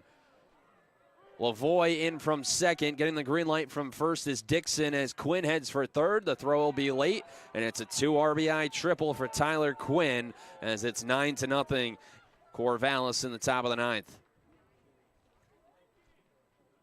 Well, there's a reason why Tyler Quinn was a 3rd team ABCA All-West region, had 39 RBIs this past year for Pacific University as he picks up now his first triple here in 2022 with the Corvallis Knights. That still puts a runner on third for the top of the order, and Kyle Parkman. First pitch. Parkman's out in front of it as it goes off the end of his barrel. And Squibs foul up the third base line. It's 0-1. Parkman came in an inning ago for Ethan Lovelace. He grounded out. Lovelace finished the day 0 for 3, hit by a pitch, and then followed up by Parkman grounding out. The 0-1 pitch from Weiss. A little too far outside. Looked like Weiss tried to pull the string. Counts even at 1-1. 9-0 with 2 outs and a runner over at third. 15 hits now for Corvallis here tonight as their bats woke up after a 4-hit performance last night. The 1-1. A 12-6 curveball drops in for strike number 2. So now 1-2 the count to Parkman as Weiss now trying to keep this a 9-run game. Black Bears 3 outs left to play with. Heart of the order coming up in the bottom half of the 9th. 1-2. Cut on him is for strike number 3, and that will do things. That will do it for things here in the top half of the 9th inning. But Corvallis, they put up 2 more runs on 2 hits, no errors, and they leave 1 runner left on base. We head to the bottom of the 9th. Last chance for Cowlitz, trailing by 9. You're listening to Cowlitz Black Bears baseball. Fans, help us keep Storyfield clean this summer. Please collect your Hi, it's Jess and Bobby checking in from the Grown Man's Candy Store. I'm sure we can all agree that Mother Nature has been a little, unpredictable this year. To say the least, but one thing you can predict is steel's power and reliability. At Cowlitz River Rigging, we carry a wide variety of superior steel, gas, and battery-powered equipment to get all your jobs done. Cowlitz River Rigging. The Industrial Way in Longview. Depend on us. Private leak. Why do I have a drip in my office and water on my desk? Because the roof is bad. I tried to fix it myself, sir. Didn't I tell you to call the guard? The guard? Yes, Private, the guard. Weather guard. Oh, yeah. They'll keep you dry in the rain or snow. 577-7200. They're our first defense against the weather. Now, call Weather Guard. Sir, yes, sir. Keep you dry in the rain or snow. 577-7200. Weather Guard. One last chance for Cowlitz here in the bottom of the 9th inning, trailing 9-0 against Corvallis, who are looking to finish off the sweep of the Black Bears. The first 2 games in this series, pretty tightly contested, 6-5 final on Tuesday in game number 1, 4-2 last night. As now the Black Bears going to have to take one big inning to try to be able to come all the way back as they'll face off against a new arm. In this one from Lynn Benton Community College, it is Caden Siegel making his second appearance for the Knights here this year. Started back on June 4th, went 5 innings, gave up 3 hits, walked 1, and struck out 7 in the Knights' 8-1 victory over Yakima Valley back on June 4th. As Callan Halverson will be the first to greet him here in the bottom half of the 9th inning. First pitch. Halverson swinging, he chops it foul to third base bag. It's 0-1. Siegel this past year for the freshman Lynn Benton went 3-2, made 11 appearances and a start as well, going 36 2/3. The 0-1 called a strike on the inside corner at the knees. Halverson out to protect 0-2. Held hitless for the first time this season last night. Hitless here tonight. Black Bears only with 3 hits. The 0-2 off the end of the bat. Rolled over to the shortstop, Spencer Scott, who has it'll toss over to first for out number 1. So 1 gone now for the designated hitter, Aaron Parker. Siegel, the native of Portland, Oregon. 6 foot, 210-pound right-hander. 20 hits, 10 runs, all earned, 12 walks to 24 strikeouts with a 2.45 ERA for the NWAC champion Lynn Benton Roadrunners. Here's Aaron Parker. First pitch to the righty. Fastball downstairs for ball number 1. Sun almost completely down here in Longview, 9:13 here. The 1-0. Fastball called a strike on the inner half. As it counts even at 1 ball and 1 strike. Parker 0 for 3 on the day with 3 strikeouts. Have to try to force something here. Try to avoid the golden sombrero, the 1-1. On the outside corner, it's 1-2. Nice job by Caden Siegel going inside then outside, as now Parker's going to have to protect. 1-2 the count with 1 out. 9-0 your score in the bottom of the 9th.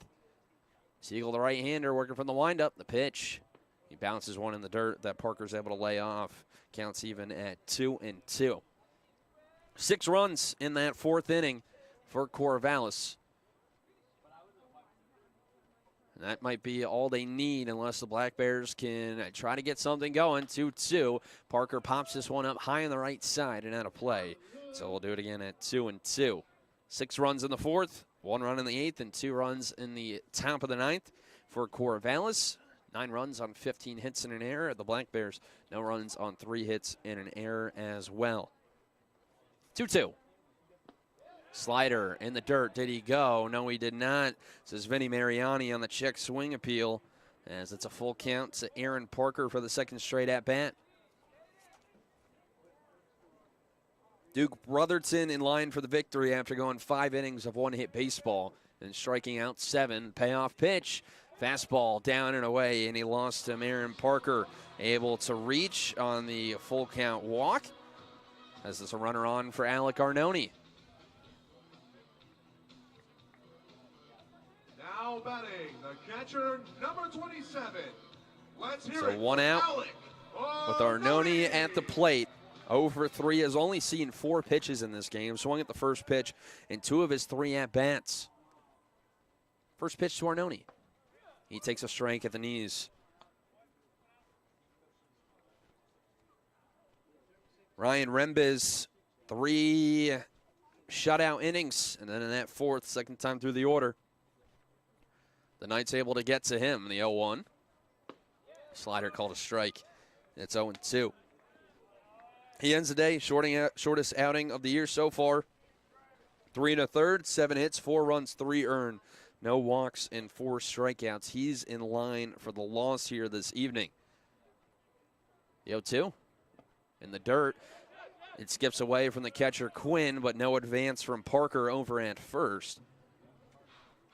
As might have gotten a bad read on that dirt ball, but count moves to 1-2 with 1 out.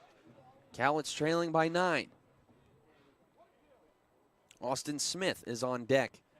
He's making his debut here tonight for the Black Bears. Siegel set. The 1-2. Fastball, and Arnone's able to spoil it off.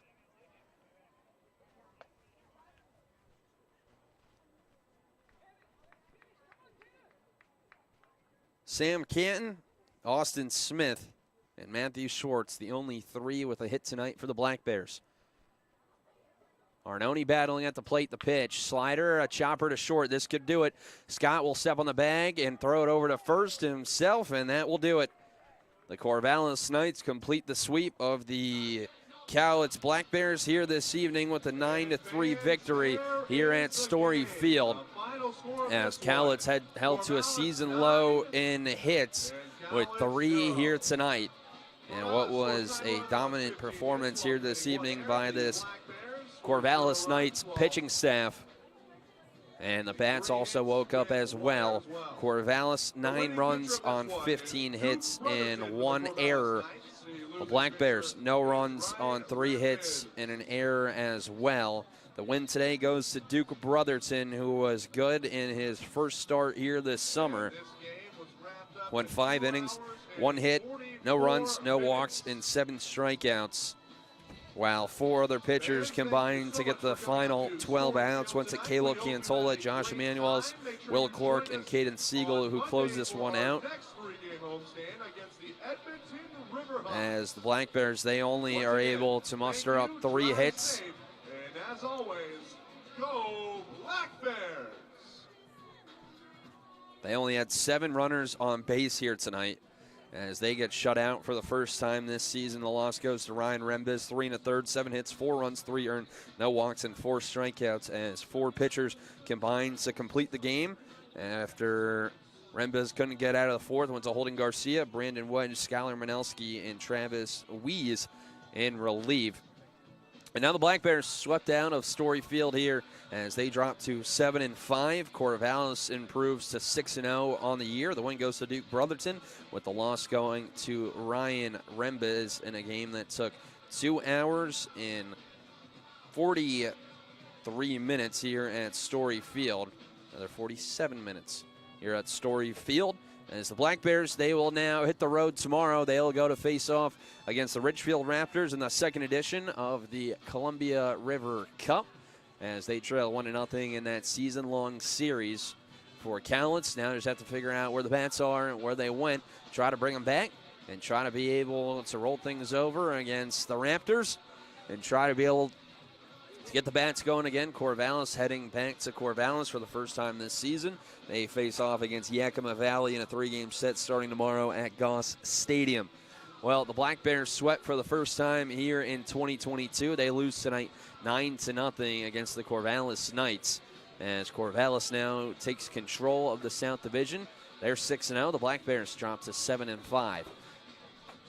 But now they'll go tomorrow. 6:35 first pitch down at the Rourke. You can hear it on Mixler.com. We'll have all the action for you all weekend. 6:35 on Friday and Saturday, with 1:05 first pitch coming up on Sunday before the Black Bears are back at home on Monday to face off against the Edmonton Riverhawks. Well, the first two games of this series were pretty competitive. This one just got away from the Black Bears in that top of the fourth inning, and that's all the Knights needed. Well, that'll just about do it for me here on Thursday evening. And working behind the scenes on the YouTube side of things, Brody. I'm Brendan Riley signing off for the final time this evening. 9-0, your final score in favor of Corvallis. You've been listening to Cowlitz Black Bears Baseball.